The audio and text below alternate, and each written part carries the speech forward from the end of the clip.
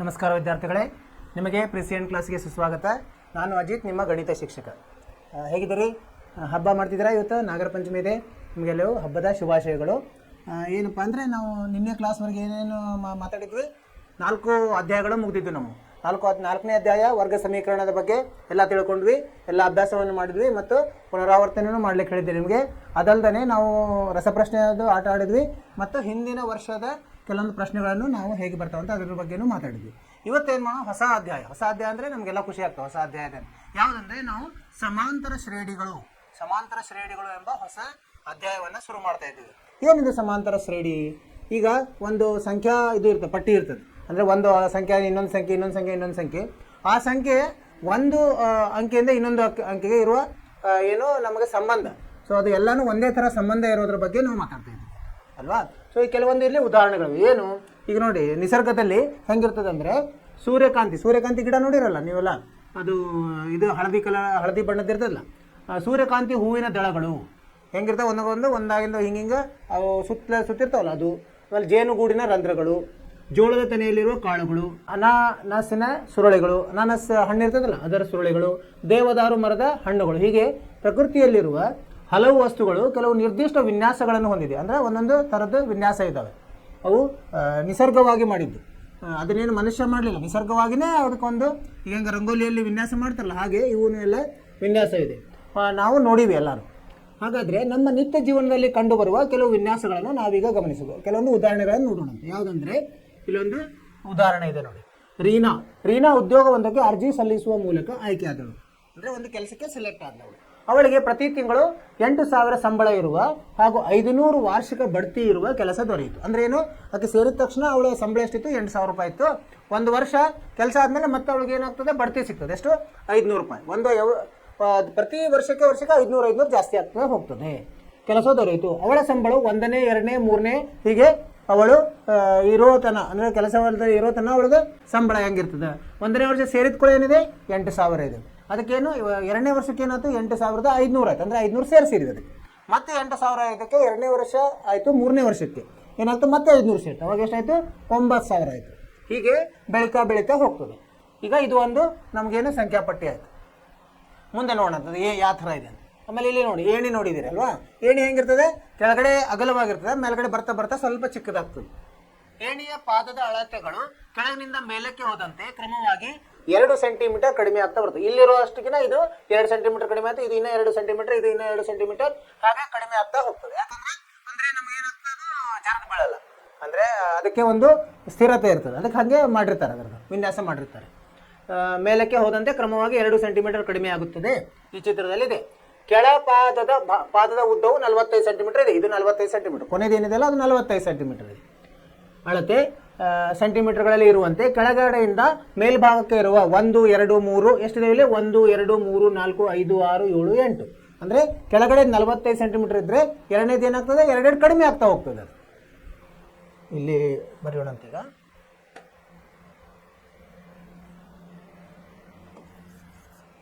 ಸಮಾಂತರ ಶ್ರೇಣಿಗಳು 5ನೇ ಅಧ್ಯಾಯ. ಏನಾದ್ರು ಏಣಿಯಲ್ಲಿ ಕೊನೆದ್ದು 1 ಅಂತ ಹೇಳಿದ್ರೆ ಎಷ್ಟಿದೆ? ಅದು 45 ಇರ್ತದೆ ಕೊನೆದು. ಆಮೇಲೆ ಅವ್ರು ಏನು ಹೇಳಿದ್ರೆ 2 ಸೆಂಟಿಮೀಟರ್ ಕಡಿಮೆ ಆಗಬೇಕು. 2 ಸೆಂಟಿಮೀಟರ್ 45ರಲ್ಲಿ 2 ಕಳೆದ್ರೆ 43 ಆಗ್ತದೆ. 43ರಲ್ಲಿ 2 ಕಳೆದ್ರೆ 41 ಆಗ್ತದೆ. 41ರಲ್ಲಿ 2 ಕಳೆದ್ರೆ 39 ಆಗ್ತದೆ. ಹಾಗೆ ಹೋಗ್ತದೆ. 37, 35 ಎಷ್ಟಿದೆ ಇಲ್ಲಿ? 1, 2, 3, 4, 5, 6, 7, 8. 1, 2, 3, 4, 5, 6, 7 ಮತ್ತು 8 ಈ ಥರ ಕಡಿಮೆ ಆಗ್ತಾ ಹೋಗ್ತದೆ. ಅಂದರೆ ಏನಾಯಿತು? ಮುಂದಿನ ಅಂಕೆ ಮತ್ತು ಹಿಂದಿನ ಅಂಕೆಗೆ ಒಂದು ನಿರ್ದಿಷ್ಟವಾದ ಅಂತರ ಇದೆ, ಅದು ಅಲ್ವಾ? ಅಂತರ ಇದೆ, ಅದಕ್ಕೆ ಸಮಾಂತರವಾಗಿದ್ದಾವೆ ಅಂತವು. ಇದರ ಮೇಲೆ ಅದಕ್ಕೆ ಸಮಾಂತರ ಶ್ರೇಣಿ ಅಂತ ಹೇಳ್ತಾರೆ. ಈ ಥರ ಬಂತು. ಈಗ ಮುಂದಿನ ಇನ್ನೊಂದು ಉದಾಹರಣೆ ನೋಡೋಣ. ಒಂದು ಉಳಿತಾಯ ಯೋಜನೆಯಲ್ಲಿ, ಈ ಪೋಸ್ಟ್ ಅಥವಾ ಬ್ಯಾಂಕಿಗೆ ಹೋದರೆ ಅಲ್ಲಿ ಉಳಿತಾಯ ಯೋಜನೆ ಅಂತ ಇರ್ತದೆ. ಅಂದರೆ ತಿಂಗಳ ಒಂದೊಂದು ಅಮೌಂಟನ್ನು, ಅಂದರೆ ಮೊತ್ತವನ್ನು ಅಲ್ಲಿ ತುಂಬ್ತಾ ಹೋಗುದು. ಒಂದು ಮೊತ್ತವು ಪ್ರತಿ 3 ವರ್ಷಗಳಲ್ಲಿ ಅದರ 5/4 ಪಟ್ಟಾಗ್ತದೆ. 5/4 ಪಟ್ಟಾಗ್ತದೆ. ಅಂದರೆ 8,000 ಇರೋದು ಠೇವಣಿಯು 3, 6, 9, 12 ವರ್ಷಗಳ ಅವಧಿಯಲ್ಲಿ ಪೂರ್ಣ ಮೊತ್ತವು 10,000, 12,500, 15,625. ಯಾಕಂದರೆ ಚಕ್ರ ಬಡ್ಡಿ ಆಗ್ತಾ ಹೋಗ್ತದೆ. 19,531 ಈ ಥರ ಬೆಳೀತಾ ಹೋಗ್ತದೆ ಅದು. ಇದು ಒಂದು ಸಂಖ್ಯಾಪಟ್ಟಿ. ಈಗ ಇಲ್ಲೊಂದು ಉದಾಹರಣೆ ಇದೆ ನೋಡಿ. ಇಲ್ಲೇನಿದೆ 1, 2, 3 ಏಕಮಾನ ಬಾಹುಗಳ ಅಳತೆ ಹೊಂದಿರುವ ವರ್ಗ. ಇದು ಒಂದು ವರ್ಗ, ಇದು ಎರಡನೇ ವರ್ಗ, ಇದು ಮೂರನೇ ವರ್ಗ. ಇದ್ರದ್ದು ಎಷ್ಟು ಉದ್ದ ಅಗಲ ಒಂದಿದೆ. ಇದ್ರದ್ದು ಇಲ್ಲಿ ಏನಾಯ್ತು, ಒಂದಿರೋದು ಉದ್ದ ಅಗಲ ಸಮ ಇರುತ್ತಲ್ಲ, ಒಂದಿರೋದು 2 ಆಯ್ತು, ಆಮೇಲೆ ಇಲ್ಲಿ 2 ಆಯ್ತು, ಮತ್ತೆ ಇಲ್ಲೇ 3 ಆಯ್ತು ಉದ್ದ ಅಗಲ. ಹಂಗೆ ಒಂದೊಂದೇ ಜಾಸ್ತಿ ಆಗ್ತಾ ಹೋಗ್ತಾ ಇದೆ. ಇದು ಇಲ್ಲಿ 1, 2, 3 ಏಕಮಾನ ಬಾಹುಗಳ ಅಳತೆ ಹೊಂದಿರುವ ವರ್ಗಗಳಲ್ಲಿರುವ ಏಕಮಾನ ಅಳತೆ ಹೊಂದಿರುವ ವರ್ಗಗಳ ಸಂಖ್ಯೆ. ಇಲ್ಲಿ ಎಷ್ಟಿದೆ, 1 ಇದೆ, ವರ್ಗ 1 ಇದೆ. ಇಲ್ಲಿ ಎಷ್ಟಿದೆ, 2 × 2 ಅಂದ್ರೆ 4 ಇದೆ. ಇಲ್ಲಿ 9 ಇದೆ. ಈ ಥರ ಬೆಳೀತಾ ಹೋಗುದು. ಇದು ಒಂದು ಸಂಖ್ಯಾಪಟ್ಟಿ. ಇದು ಸಮಾಂತರ ಶ್ರೇಣಿ ಯಾವುದು ಅಲ್ಲ ಅಂತ ಅದ್ರ ಮುಂದೆ ನಾವು ಪರೀಕ್ಷಿಸೋಣ. ಈಗ ಇದೊಂದು ಸಂಖ್ಯಾಪಟ್ಟಿ ಉದಾಹರಣೆ ನಮಗೆ ಕೇವಲ. ಇನ್ನೊಂದು ಉದಾಹರಣೆ ಇದೆ ನೋಡಿ, 5ನೇ ಉದಾಹರಣೆ. ಏನಪ್ಪಾ ಅಂದ್ರೆ, ಶಕೀಲ ತನ್ನ ಮಗಳು 1 ವರ್ಷ ಇರುವಾಗ ಅವಳ ಹಣದ ಪೆಟ್ಟಿಗೆಯಲ್ಲಿ, ಅಂದ್ರೆ ಅವ್ರ ಮನೆಯಲ್ಲಿ ಪೆಟ್ಟಿಗೆ ಇರ್ತದಲ್ಲ, ಅದರಲ್ಲಿ ಏನು ಮಾಡಿದ್ಲಕ್ಕೆ 100 ರೂಪಾಯಿ ಹಾಕಿದ್ಲು. ಮೊದಲೇ ಸಲ 100 ರೂಪಾಯಿ ಹಾಕಿದ್ಲು ಮತ್ತು ಪ್ರತಿ ವರ್ಷ ಈ ಹಣವನ್ನು 50ರಂತೆ ಹೆಚ್ಚುತ್ತಾ ಹೋದ್ಲು. ಈಗ ಅವಳು ಹುಟ್ಟಿದ ತಕ್ಷಣ 100 ರೂಪಾಯಿ ಹಾಕಿದ್ಲು. ಆಮೇಲೆ ಹಾಕಿದ್ದು 1ನೇ ವರ್ಷದ ಹುಟ್ಟುಹಬ್ಬ ಬರ್ತದೆ, ಅವಾಗ 50 ರೂಪಾಯಿ ಹಾಕಿದ್ಲು. 2ನೇ ವರ್ಷದ ಹುಟ್ಟುಹಬ್ಬಕ್ಕೆ ಮತ್ತೆ 50 ರೂಪಾಯಿ ಹಾಕಿದ್ಲು. ಹೀಗೆ ಹಾಕ್ತಾ ಹೋದ್ರು. ಸೊ 1ನೇ ವರ್ಷ ಎಷ್ಟಾಯ್ತು ಹಾಕಿದ್ದು, 100 ರೂಪಾಯಿ ಆಯಿತು. 1ನೇ ವರ್ಷ ಮುಗಿಯೋದಕ್ಕೆ 100, ಮತ್ತೆ ಅದಕ್ಕೆ 50 ಹಾಕಿದ್ರೆ 150. 2ನೇ ವರ್ಷ ಶುರು ಆಯಿತು. ಆಮೇಲೆ 3ನೇ ವರ್ಷಕ್ಕೆ 200 ಆಯಿತು, 4ನೇ ವರ್ಷಕ್ಕೆ 200 ಆಯಿತು. ಹೀಗೆ ಬೆಳೀತಾ ಹೋಯ್ತು. ಇದು ಒಂದು ಸಂಖ್ಯಾಪಟ್ಟಿ. ಇದೊಂದು ಉದಾಹರಣೆ. ಮುಂದೆ 6ನೇ ಉದಾಹರಣೆ. ಮೊದಲ ತಿಂಗಳಲ್ಲಿ ಮೊಲಗಳ ಜೋಡಿ. ಈಗ ಮೊಲಗಳೇನು, 2 ಮೊಲ ಸೇರಿ 1 ಮೊಲ ಹುಟ್ಟುತ್ತದಂತ ಅದೊಂದು ಊಹೆ. ಹೀಗೆ ಮೊದಲ ತಿಂಗಳ ಮೊಲಗಳ ಜೋಡಿ ಒಂದು ಸೂಕ್ತ ವಯಸ್ಕವಲ್ಲದ ಕಾರಣ ಮರಿಗಳಿಗೆ ಜನ್ಮ ನೀಡಲು ಸಾಧ್ಯವಲ್ಲ. ಅಂದ್ರೆ ಅವಕ್ಕೆ ಮೊದಲೇ ವರ್ಷ ಅವಕ್ಕಿನ್ನ ಚಿಕ್ಕಿದ್ದು, ಇನ್ನು ಅವಕ್ಕೆ ಯಾವೇ ಮರಿಗಳನ್ನು ಜನ್ಮ ನೀಡಲಿಲ್ಲ. 2ನೇ ಮತ್ತು ನಂತರದ ತಿಂಗಳುಗಳಲ್ಲಿ ಅವುಗಳು ಹೊಸ ಜೋಡಿಯೊಂದಕ್ಕೆ, ಅಂದರೆ ಜೋಡಿಯಿಂದ ಮತ್ತೆ ಜೋಡಿ ಬರ್ತದೆ. ಇಲ್ಲಿ ನೋಡ್ರಿ, 1ನೇ ತಿಂಗಳು ಏನಾಗಲಿಲ್ಲ, ಆಮೇಲೆ ಅಷ್ಟೇ ಉಳಿತು. 2ನೇ ತಿಂಗಳಲ್ಲಿ ಏನಾಗ್ತದೆ, ಅದಕ್ಕೆ ಮತ್ತೆ ಒಂದು ಜೋಡಿ ಹುಡ್ತು. ಏನಾದ್ರು ಈಗ ಅದು ಇದು ಇತ್ತಲ್ಲ ಮೊದಲ ಜೋಡಿ, ಅದು ಮತ್ತೆ ಅಲ್ಲದೆ ಅದರದ ಮರಿ ಜೋಡಿ ಅದು, ಇಲ್ಲಿ ಮರಿ ಜೋಡಿ ಅದು ಮತ್ತೆ ಹಾಗೆ ಬೆಳೀತಾ ಹೋಗ್ತದೆ. ಇದು ಮತ್ತೆ ಒಂದು ಮರಿ ಕೊಡ್ತು, ಇದರಿಂದ ಒಂದು ಮತ್ತು ಇದರಿಂದ ಒಂದು, ಹೀಗೆ ಬೆಳೀತಾ ಹೋಗ್ತದೆ. ಇದು 2ನೇ ಮತ್ತು ನಂತರ ತಿಂಗಳಲ್ಲಿ ಅವುಗಳ ಹೊಸ ಜೋಡಿಯೊಂದಕ್ಕೆ ಜನ್ಮ ನೀಡುತ್ತದೆ. ಪ್ರತಿ ಹೊಸ ಜೋಡಿಯು ಕ್ರಮವಾಗಿ 2ನೇ ಮತ್ತು ನಂತರದ ತಿಂಗಳುಗಳಲ್ಲಿ ಹೊಸ ಜೋಡಿಯೊಂದಕ್ಕೆ ಜನ್ಮ ನೀಡುತ್ತದೆ. ಈ ಥರ ಯಾವ ಮೊಲಗಳು ಸಾಯೋದಿಲ್ಲ ಅಂತ ಭಾವಿಸೋಣಂತ. ಆಮೇಲೆ 1, 2, 3ರಲ್ಲಿ ಏನಾಗ್ತದೆ, 1ರಲ್ಲಿ ಒಂದು ಜೋಡಿ ಇರ್ತದೆ. ಅದು 1 ವರ್ಷ 1 ತಿಂಗಳ ಬೆಳೆಯೋದಕ್ಕೆ 1 ಜೋಡಿ ಹಾಗೇ ಇರ್ತದೆ. ಆಮೇಲೆ 2 ಆಗ್ತದೆ, 3 ಆಗ್ತದೆ, 5 ಆಗ್ತದೆ, 8 ಆಗ್ತದೆ ಅಲ್ವಾ. ಇದು ಒಂದು ಸಂಖ್ಯಾಪಟ್ಟಿ. ಮುಂದೆ ಇದರ ಸಂಬಂಧವನ್ನು ನೋಡೋಣಂತೆ. ಈಗೇನಾಯಿತು, ಮೇಲಿನ ಉದಾಹರಣೆಗಳಲ್ಲಿ ನಾವು ಕೆಲವು ವಿನ್ಯಾಸಗಳನ್ನು ಗಮನಿಸಬಹುದು. ಕೆಲವು ಸಲ ಒಂದು ಸ್ಥಿರ ಸಂಖ್ಯೆಯನ್ನು ಕೂಡಿಸುವುದರಿಂದ ಮುಂದಿನ ಪದಗಳು ಬರ್ತದೆ. ಇಲ್ಲಿ ನೋಡಿ, ಇಲ್ಲಿ ಕಳೆಯೋದ್ರಿಂದ 45ರಿಂದ 2 ಕಳೆದ್ವಿ ಅಂದ್ರೆ ಏನು ಕೂಡಿಸಿದ್ವಿ, ಅಲ್ಲೇ ಋಣ 2 ಕೂಡಿಸಿದ್ವಿ. ಇಲ್ಲೇ ಮತ್ತೆ ಋಣ 2 ಕೂಡಿಸ್ತಾ ಹೋದ್ವಿ. ಅಂದರೆ ಒಂದು ನಿರ್ದಿಷ್ಟ ಸಂಖ್ಯೆಯನ್ನು ನಾವು ಕೂಡಿಸ್ತಾ ಇದ್ದೀವಿ ಇಲ್ಲಿ ಅಲ್ವಾ. ಮುಂದಿನ ಪದಗಳನ್ನು ಪಡೆದರೆ ಮತ್ತೆ ಕೆಲವು ಸಲ ಒಂದು ಸ್ಥಿರ ಸಂಖ್ಯೆಯಿಂದ ಗುಣಿಸೋದ್ರಿಂದನೂ ಬರ್ತದೆ. ಈಗ ಹೆಂಗಂದ್ರೆ, ಇನ್ನೊಂದು ನಿಮ್ಗೆ ಉದಾಹರಣೆ ಹೇಳ್ತೀನಿ. ಇದು ಸಮಾಂತರ ಶ್ರೇಣಿ ಅಲ್ಲ, ಹಾಗೆ ಇದು ಸಂಖ್ಯಾಪಟ್ಟಿ. 2 ಇರ್ತದೆ, ಅದಕ್ಕೆ 2 ಗುಣಿಸಿದ್ರೆ 4 ಆಗ್ತದೆ, 4ಕ್ಕೆ ಮತ್ತೆ 2 ಗುಣಿಸಿದ್ರೆ 8, 8ಕ್ಕೆ ಮತ್ತೆ 2 ಗುಣಿಸಿದ್ರೆ 16. ಈ ಥರ ನಿರ್ದಿಷ್ಟ ಸಂಖ್ಯೆಯಲ್ಲಿ ನಾವು ಗುಣಿಸ್ತಾ ಇದ್ದೀವಿ. ಇಲ್ಲಿ ಇದು ಗುಂಡ್ಲೆ 2, ಇದು ಗುಂಡ್ಲೆ 2, ಇದು ಗುಂಡ್ಲೆ 2, ಈ ಥರ ಗುಣಿಸ್ತಾ ಹೋಗ್ತಾ ಇದ್ದೀವಿ. ಹೀಗೆ ಇದು ಒಂದು ಸಂಖ್ಯಾಪಟ್ಟಿ. ಇಲ್ಲಿ ಕೂಡಿಸ್ತಾ ಹೋದ್ವಿ, ಇಲ್ಲಿ ಗುಣಿಸ್ತಾ ಹೋದ್ವಿ. ಏನಾಗ್ತದೆ, ಕೆಲವು ಸಲ ಒಂದು ಸ್ಥಿರ ಸಂಖ್ಯೆಯಿಂದ ಗುಣಿಸೋದ್ರಿಂದ ಮತ್ತೊಂದರಲ್ಲಿ ಅವುಗಳನ್ನು ಅನುಕ್ರಮ ಸಂಖ್ಯೆಗಳ ವರ್ಗಗಳು, ಒಮ್ಮೊಮ್ಮೆ ಏನಕ್ಕ ವರ್ಗಗಳು ಹಾಕೋತ ಹೋಗ್ತವೆ. ಹೆಂಗೆ 1 ವರ್ಗ, 2 ವರ್ಗ, 3 ವರ್ಗ. ಇದು ಒಂದು ಸಂಖ್ಯಾಪಟ್ಟಿ. ಸಂಖ್ಯಾಪಟ್ಟಿಯಲ್ಲಿ ಬೇರೆ ಬೇರೆ ವಿಧಗಳಿವು. ಈ ಅಧ್ಯಾಯದಲ್ಲಿ ಹಿಂದಿನ ಪದಗಳಿಗೆ ಒಂದು ನಿರ್ದಿಷ್ಟ ಪದವನ್ನು ಸೇರಿಸಿದ್ರೆ ನಾವು 1ನೇದು ಮಾತ್ರ ಇದರಲ್ಲಿ ಕಲಿತೀವಿ. ಇದನ್ನು ಕಲಿತಾ ಇಲ್ಲ ನಾವು, ಇದನ್ನೇನು ಕಲಿತಾ ಇಲ್ಲ. ಈ ಥರದ್ದು ಸಂಖ್ಯಾಪಟ್ಟಿ ಕಲಿತಾ ಇಲ್ಲ ನಾವು. ಬರೀ ಕೇವಲ 1ನೇದು ಏನಿದೆಯಲ್ಲ ಕೂಡಿಸುವುದು, ಅದು ಒಂದು ಮಾತ್ರ ಕಲಿತಾ ಇದ್ದೀವಿ ಈ ಅಧ್ಯಾಯದಲ್ಲಿ. ಹಿಂದಿನ ಪದಗಳಿಗೆ ಒಂದು ನಿರ್ದಿಷ್ಟ ಪದವನ್ನು ಸೇರಿಸುವುದರ ಮುಖಾಂತರ ಮುಂದಿನ ಪದಗಳನ್ನು ಪಡೆಯುವ ವಿನ್ಯಾಸದ ಬಗ್ಗೆ ನಾವು ಚರ್ಚಿಸ್ತಾ ಇದ್ದೀವಿ. ಹಾಗಾದರೆ ಅವು ಎನ್ನೇ ಪದದ ಮತ್ತು ಎನ್ ಅನುಕ್ರಮ ಪದಗಳ ಮೊತ್ತವನ್ನು ಕಂಡುಹಿಡಿದು ಹೆಂಗೆ ಈಗ ಈ ಕೂಡಿಸ್ತಾ ಹೋದರೆ ಒಂದು ಎನ್ ಅಂದರೆ ಒಂದು ನಿರ್ದಿಷ್ಟ, ಈಗ 30ನೇ ಪದ ಅಥವಾ 50ನೇ ಪದ ಏನಿರ್ತದೆ ಅದು ಸೂತ್ರದ ಮುಖಾಂತರ ನಾವು ಹೆಂಗೆ ನಾವು ಕಂಡುಹಿಡಿಯಬೇಕು ಅದನ್ನು ಕಲಿತೀವಿ. ಮತ್ತು ಇವನ್ನೆಲ್ಲ ಕೂಡಿಸಿದ್ರೆ 1ರಿಂದ n ಪದಗಳನ್ನು ಕೂಡಿಸೋದ್ರಿಂದ ಎಷ್ಟು ಮೊತ್ತ ಬರ್ತದೆ ಅಂದ್ರೆ ಅದಕ್ಕೊಂದು ಸೂತ್ರ ಇದೆ. ಅದನ್ನು ನಾವು ಈ ಅಧ್ಯಾಯದಲ್ಲಿ ಕಲಿತಿದ್ದೀವಿ. ಅದಕ್ಕೇನಂತೇಳಿ ಸಮಾಂತರ ಶ್ರೇಣಿ. ಈಗ ಬಂತು ನೋಡಿ, ಇದು ಅಲ್ಲ ನಮ್ದು, ಇದು ಯಾವ ಇವೆರಡು ಸಮಾಂತರ ಅಲ್ಲ, ಇದು ಮ್ಯಾಲಿನ ಸಮಾಂತರ. ಸೊ ಇದನ್ನ ತೆಗೆದುಬಿಡೋಣ ಅಂತ. ಈಗ ನಮಗೆ ಅದರದ್ದು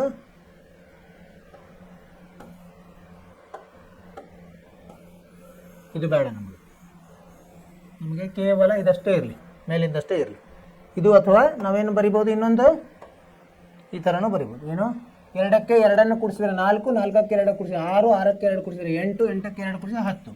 ಈ ಥರನೂ ಇದು ಒಂದು ನಿರ್ದಿಷ್ಟ ಅಂಕಿಯನ್ನು ಕೂಡಿಸ್ತಾ ಇದ್ವಿ. ಮೇಲೆ ಋಣ 2 ಕೂಡಿಸಿದ್ವಿ, ಇಲ್ಲಿ ಧನ 2 ಕೂಡಿಸಿದ್ವಿ 2ನೇ ಪಟ್ಟಿಯಲ್ಲಿ. ಅದರ ಈಗ ನೋಡಿ ಸಮಾಂತರ ಶ್ರೇಣಿ ಇಲ್ಲಿ ನೋಡಿ ಏನೇನಿದೆ, ಒಂದನೇದು 1, 2, 3, 4 ಏನು ಕೂಡಿಸ್ತಾ ಇದೀವಿ ಇಲ್ಲಿ, ಒಂದು ಮೊದಲೇ ಪದಕ್ಕೆ ಒಂದು ಕೂಡಿಸ್ತಾ ಇದ್ವಿ. 1 ಕೂಡಿಸಿದ್ವಿ, 2ನೇ ಪದ ಸಿಕ್ತು, ಅದಕ್ಕೆ 1 ಕೂಡಿಸಿದ್ವಿ, 3ನೇ ಪದ ಸಿಕ್ತು, ಅದಕ್ಕೆ 1 ಸಿಕ್ಕಿದ್ವಿ, 4ನೇ ಪದ. ಹೀಗೆ ಬೆಳೀತಾ ಹೋಗ್ತದೆ. ಈಗ 2ನೇ ಉದಾಹರಣೆಯಲ್ಲಿ ಏನಾಗ್ತದೆ, 100 ಇದೆ, 70 ಆಯ್ತು, ಆಮೇಲೆ 40 ಆಯ್ತು, 10 ಆಯ್ತು. ಏನು ಕೂಡಿಸ್ತಾ ಇದೀವಿ ನಾವು, ಋಣ 30 ಕೂಡಿಸ್ತಾ ಇದ್ವಿ. 30 ಕಳೆಯೋದು ಅಂದ್ರೂ ಒಂದೇ, ಋಣ 30 ಕೂಡಿಸೋದಂದ್ರೂ ಒಂದೇ. ಇಲ್ಲಿ ಋಣ 30 ಕೂಡಿಸ್ತಾ ಇದ್ವಿ. 100 ಇದ್ದಿದ್ದು 70 ಆಯ್ತು, 40 ಆಯ್ತು, 10 ಆಯ್ತು. ಹಾಗೆ ಇಲ್ಲಿ 3ನೇದ್ರಲ್ಲಿ ನೋಡಿ ಏನು ಕೂಡಿಸ್ತಾ ಇದೀವಿ, ಋಣ 3 1ನೇ ಪದ, ಋಣ 2 2ನೇ ಪದ, ಋಣ 1 1ನೇ ಪದ, ಹೀಗೆ ಹೋಗ್ತಾ ಇದೆ. ಸೊ ಇಲ್ಲಿ ನಾವು ಏನು ಕೂಡಿಸ್ತಾ ಇದೀವಿ, ಧನ 1 ಕೂಡಿಸ್ತಾ ಇದ್ವಿ. ಋಣ 3ಕ್ಕೆ ಧನ 1 ಕೂಡಿಸಿದ್ರೆ ಋಣ 2, ಅದಕ್ಕೆ ಮತ್ತೆ ಧನ 1 ಕೂಡಿಸಿದಾಗ ಋಣ 1, ಋಣ 1ಕ್ಕೆ ಧನ 1 ಕೂಡಿಸಿದಾಗ 0. ಹಾಗೆ ನಾವು ಅದನ್ನ ಎಷ್ಟು ಬೇಕಾದಷ್ಟು ದೂರದಲ್ಲಿ ತೆಗೆದುಕೊಂಡು ಹೋಗ್ಬೋದು. ಇಲ್ಲಿ ನೋಡಿ 4ನೇದ್ರಲ್ಲಿ ಏನಾಗ್ತಾ ಇದೆ, ಎಲ್ಲ ಪದಗಳು 3 3 3 3 ಇದೆ. ಅಂದರೆ ಇದು ಸಮಾಂತರ ಶ್ರೇಣಿಯ ಹೌದು. ಯಾಕೆ ಹೇಳಿ, ನಾವು ಮೊದಲೇ ಪದ 3ಕ್ಕೆ ಏನು ಕೂಡಿಸಿದ್ವಿ, ನಾವು 0 ಕೂಡಿಸಿದ್ವಿ. 0 ಕೂಡಿಸ್ಬೋದು. 3 0 ಸಂಕಲನ 0 3, ಅದಕ್ಕೆ ಮತ್ತೆ 0 ಕೂಡಿಸಿದ್ವಿ, 3 ಬಂತು. ಹಾಗೆ 3 3 3 ಅದು ಹೋಗ್ತಾ ಇರ್ತದೆ ಹಾಗೆ ಅನಂತದವರೆಗೆ. ಇನ್ನೊಂದಿದೆ ನೋಡಿ, ಇಲ್ಲೇನು ಕೂಡಿಸ್ತಾ ಇದೀವಿ, 5ನೇದ್ರಲ್ಲಿ ಋಣ 1 ಇದೆ, ಅದಕ್ಕೆ ಋಣ ಅರ್ಧ ಅಂದರೆ ಋಣ 0.5 ಕೂಡಿಸಿದ್ರೆ 2ನೇ ಪದ ಬರ್ತದೆ. ಅದಕ್ಕೆ ಮತ್ತೆ ಋಣ 0.5 ಕೂಡಿಸಿದ್ರೆ ಋಣ 2 ಬರ್ತದೆ. ಹೀಗೆ. ಸೊ ಹೀಗಾಗಿ ಏನು ಮಾಡ್ತೀವಿ, ನಾವು ನಿರ್ದಿಷ್ಟ ಸಂಖ್ಯೆಯನ್ನು ಕೂಡಿಸ್ತಾ ಇದ್ದೀವಿ. ಇಲ್ಲಿ ಮೊದಲನೇ ಪದಕ್ಕೆ ನಿರ್ದಿಷ್ಟ ಸಂಖ್ಯೆಯನ್ನು ಕೂಡಿಸಿದಾಗ 2ನೇ ಪದ, 2ನೇ ಪದಕ್ಕೆ ನಿರ್ದಿಷ್ಟ ಸಂಖ್ಯೆಯನ್ನು ಕೂಡಿಸಿದಾಗ 3ನೇ ಪದ, 3ನೇ ಪದಕ್ಕೆ ನಿರ್ದಿಷ್ಟ ಸಂಖ್ಯೆಯನ್ನು ಕೂಡಿಸಿದಾಗ 4ನೇ ಪದ, ಹೀಗೆ ಬೆಳೀತಾ ಹೋಗ್ತದೆ. ಹೀಗೆ ನಿರ್ದಿಷ್ಟ ಸಂಖ್ಯೆಯನ್ನು ನಾವೇನು ಕೂಡಿಸ್ತೀವಲ್ಲ, ಆ ಇದು ಸಂಖ್ಯಾ ಪಟ್ಟಿಗೆ ನಾವೇನಂತೀವಿ, ಸಮಾಂತರ ಶ್ರೇಣಿ ಅಂತೀವಿ. ಇಲ್ಲಿ ನೋಡಿ ಓದೋಣ ಮುಂದೆ. ಪಟ್ಟಿಯಲ್ಲಿ ಪ್ರತಿಯೊಂದು ಸಂಖ್ಯೆಯನ್ನು ಪದ, ಇದು ಒಂದೊಂದಕ್ಕೆ ಒಂದೊಂದು ಪದ ಅಂತ ಹೇಳ್ತೀವಿ. ಮೇಲಿನ ಪ್ರತಿ ಪಟ್ಟಿಯಲ್ಲಿ ಒಂದು ಪದ ಕೊಟ್ಟಾಗ ಅದರ ಮುಂದಿನ ಪದವನ್ನು ನೀವು ಬರೆಯಬಹುದೇ. ಈಗ ನಮ್ಗೆ ಗೊತ್ತಾಗ್ಬಿಡ್ತು ಈಗ ಏನೇನು ಕೂಡಿಸ್ಬೇಕಂತ. ಅದು ಕೂಡಿಸೋದು ಗೊತ್ತಾದ್ರೆ ನಾವು ಬರಿತಾ ಹೋಗ್ಬೋದು. ಹಾಗೆ ಇದು ಸಾಧ್ಯವಿದ್ದಲ್ಲಿ ಇದನ್ನು ನೀವು ಹೇಗೆ ಬರೆಯುವಿರಿ, ಬಹುಶಃ ಒಂದು ವಿನ್ಯಾಸ ಅಥವಾ ನಿಯಮವನ್ನು ಅನುಸರಿಸುವುದರಿಂದ ಸಾಧ್ಯ. ಈಗ ಇಲ್ಲಿ ಏನೇನು ನಿಯಮ ಇದೆ ನೋಡೋಣ ಅಂತ. ನಾವೀಗ ಇದನ್ನ ಮಾತಾಡಿದ್ವಿ. ಏನು, 1ನೇದ್ರಲ್ಲಿ ಏನು ಮಾಡ್ತಿದೆ, ಪ್ರತಿ ಹಿಂದಿನ ಪದಕ್ಕೆ 1 ಕೂಡಿಸಿದ್ರು. 2ರಲ್ಲಿ ಪ್ರತಿ ಹಿಂದಿನ ಪದಕ್ಕೆ 30 ಕಡಿಮೆ ಆಗಿದೆ, ಅಂದ್ರೆ ನಾವು ಋಣ 30 ಕೂಡಿಸಿದ್ವಿ. 3ರಲ್ಲಿ ಏನಾಗಿದೆ, ಹಿಂದಿನ ಪದಕ್ಕೆ ನಾವು ಏನು ಮಾಡಿದ್ವಿ, 1 ಧನ 1 ಕೂಡಿಸ್ತಾ ಹೋದ್ವಿ. ಅಂದ್ರೆ ಅನುಕ್ರಮ ಇದು ಹೋಗ್ತದೆ, ಅನುಕ್ರಮ ಇದು ಅದು ಏರಿಕೆ ಕ್ರಮ ಇಳಿಕೆ ಕ್ರಮನೂ ಆಗ್ಬೋದು. ಮತ್ತು 4ರಲ್ಲಿ ಏನಾಗ್ತದೆ, 3ಕ್ಕೆ 0 0 0 ಕೂಡಿಸಿದ್ವಿ. 3ಕ್ಕೆ 0, ಮತ್ತೆ ಬಂದಿದ್ದಕ್ಕೆ 0, ಮತ್ತೆ ಬಂದಿದ್ದಕ್ಕೆ 0, ಈ ಥರ ಹೋಗಿ. ಮತ್ತು 5ರಲ್ಲಿ ಏನು ಕೂಡಿಸಿದ್ವಿ ನಾವು, ಅರ್ಧ ಅಂದರೆ 0.5 ಕೂಡಿಸ್ತಾ ಹೋದ್ವಿ. ಋಣ ಇದು ಇದ್ರ ಅಂದರೆ ಒಂದು ನಿರ್ದಿಷ್ಟ ಸಂಬಂಧ ಇದೆ ಇದರಲ್ಲಿ. ಮೇಲೆ ಎಲ್ಲ ಪಟ್ಟಿಗಳಲ್ಲಿ ಹಿಂದಿನ ಪದಕ್ಕೆ ಒಂದು ನಿರ್ದಿಷ್ಟ ಸಂಖ್ಯೆಯನ್ನು ಸೇರಿಸೋದ್ರಿಂದ ಅದರ ಮುಂದಿನ ಅನುಕ್ರಮ ಪದ ಸಿಗುತ್ತದೆ ಎಂಬುದನ್ನು ನಾವು ಗಮನಿಸಿದ್ವಿ ಅಲ್ವಾ. ಅಂತ ಸಂಖ್ಯಾಪಟ್ಟಿಯ ಏನಂತೀವಿ ನಾವು, ಸಮಾಂತರ ಶ್ರೇಣಿ ಉಂಟು ಮಾಡುತ್ತದೆ. ನಿರ್ದಿಷ್ಟ ಸಂಖ್ಯೆಯನ್ನು ಸೇರಿಸೋದ್ರಿಂದ ಏನು ನಮಗೆ ಸಂಖ್ಯಾಪಟ್ಟಿ ಬರ್ತದಲ್ಲ, ಅದಕ್ಕೆ ನಾವು ಸಮಾಂತರ ಶ್ರೇಣಿ ಅಂತ ಹೇಳ್ತೀವಿ. ಇದು ಇದರ ವಿವರಣೆ. ಮೊದಲ ಪದವನ್ನು ಹೊರತುಪಡಿಸಿ ಪ್ರತಿಯೊಂದು ಪದವನ್ನು, ಮೊದಲ ಪದಕ್ಕೆ ಅದು ಹೆಂಗೆ ಬರ್ತದೆ ಅಂದರೆ ಅದು ಗೊತ್ತಿರಬೇಕು ನಮಗೆ. ಮೊದಲ ಪದವನ್ನು ಹೊರತುಪಡಿಸಿ ಪ್ರತಿಯೊಂದು ಪದವನ್ನು ಪಡೆಯಲು ಅದರ ಹಿಂದಿನ ಪದಕ್ಕೆ ಒಂದು ನಿರ್ದಿಷ್ಟ ಸಂಖ್ಯೆಯನ್ನು ಕೂಡಿಸುವುದರಿಂದ ಪಡೆಯುವ ಸಂಖ್ಯಾಪಟ್ಟಿಯೇ ಸಮಾಂತರ ಶ್ರೇಣಿ.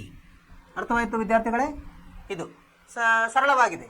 ಏನಪ್ಪ ಅಂದರೆ ಮೊದಲೇದು ನಮಗೆ ಗೊತ್ತಿರಬೇಕು ಪದ, ಅದಕ್ಕೆ ಒಂದು ನಿರ್ದಿಷ್ಟ ಸಂಖ್ಯೆಯನ್ನು ಸೇರಿಸ್ಕೊತ ಹೋಗ್ಬಿಟ್ರೆ ನಮಗೆ ಮುಂದಿನ ಸರಣಿ ಬರ್ತದೆ.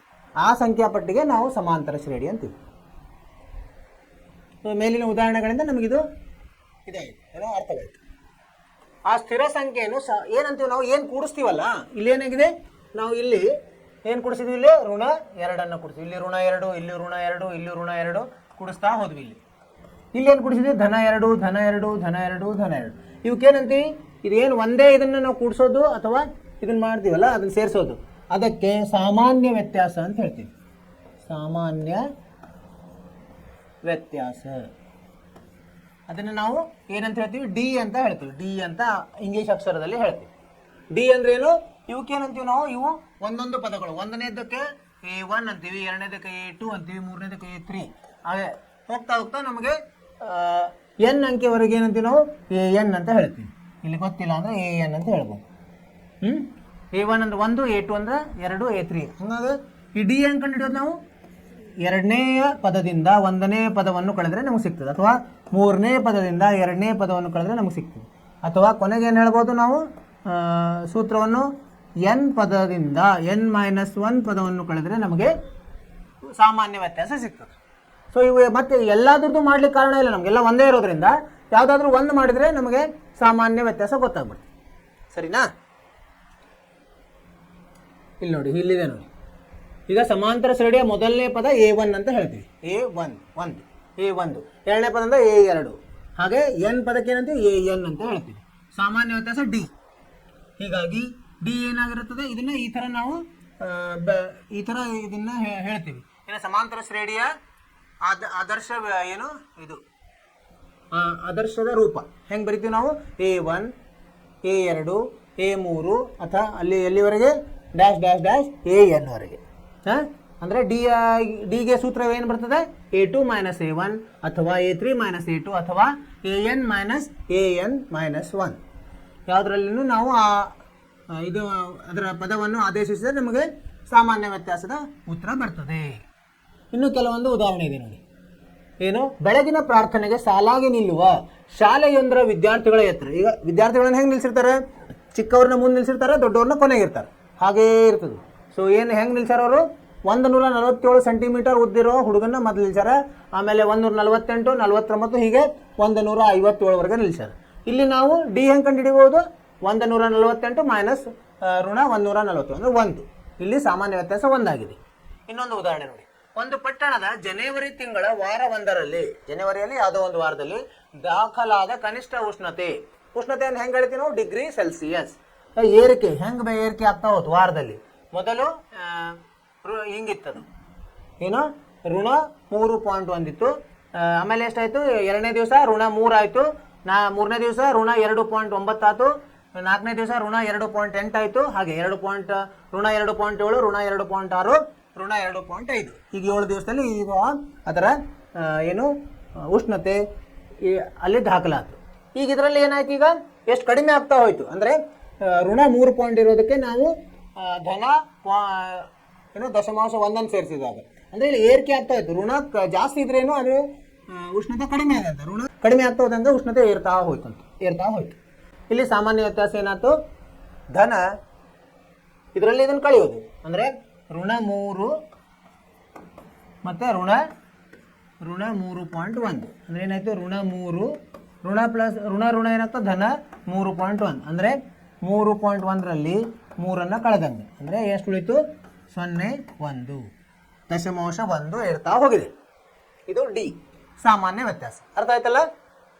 ಈಗ ಮೂರನೇ ಒಂದು ಇದು ಉದಾಹರಣೆ ಏನು?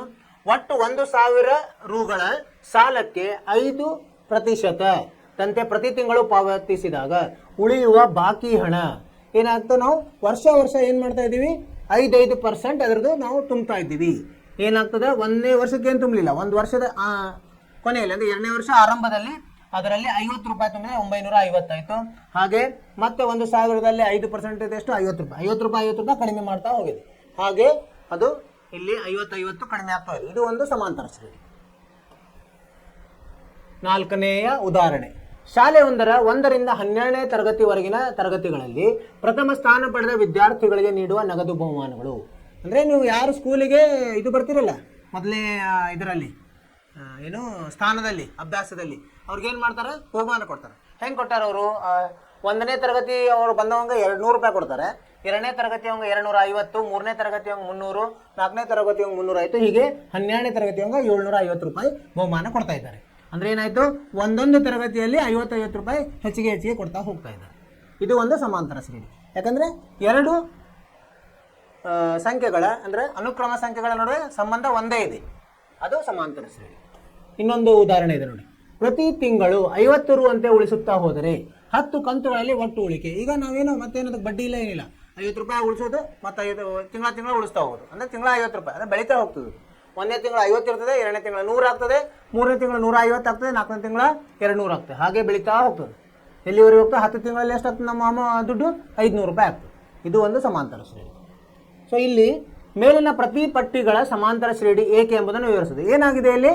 ಮೊದಲನೆಯ ಪದಕ್ಕೆ ಡಿ ಅನ್ನು ಕೂಡಿಸ್ತಾ ಹೋದ. ಇಲ್ಲಿ ಒಂದನೇದಕ್ಕೆ ಡಿ ಕೂಡಿಸಿರು, ಎರಡನೇದಕ್ಕೆ ಮತ್ತೊಂದು ಡಿ ಅಂದರೆ 2 ಡಿ, ಮೂರನೇದಕ್ಕೆ ಇನ್ನೊಂದು ಡಿ ಅಂದರೆ 3 ಡಿ, ಹೀಗೆ ಕೂಡ್ತಾ ಹೋಯ್ತು.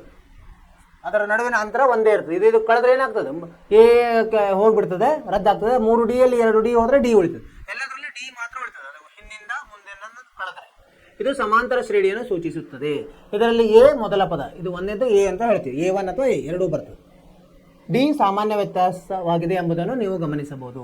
ಇದೇನದ ಸಾಮಾನ್ಯ ಏನು ಸಮಾಂತರ ಶ್ರೇಣಿಯ ಸಾಮಾನ್ಯ ರೂಪ ಇದೆ, ಅಂದರೆ ಸಾಮಾನ್ಯ ರೂಪ ಅಥವಾ ಆದರ್ಶ ರೂಪ ಈ ಥರ ಇರ್ತದೆ.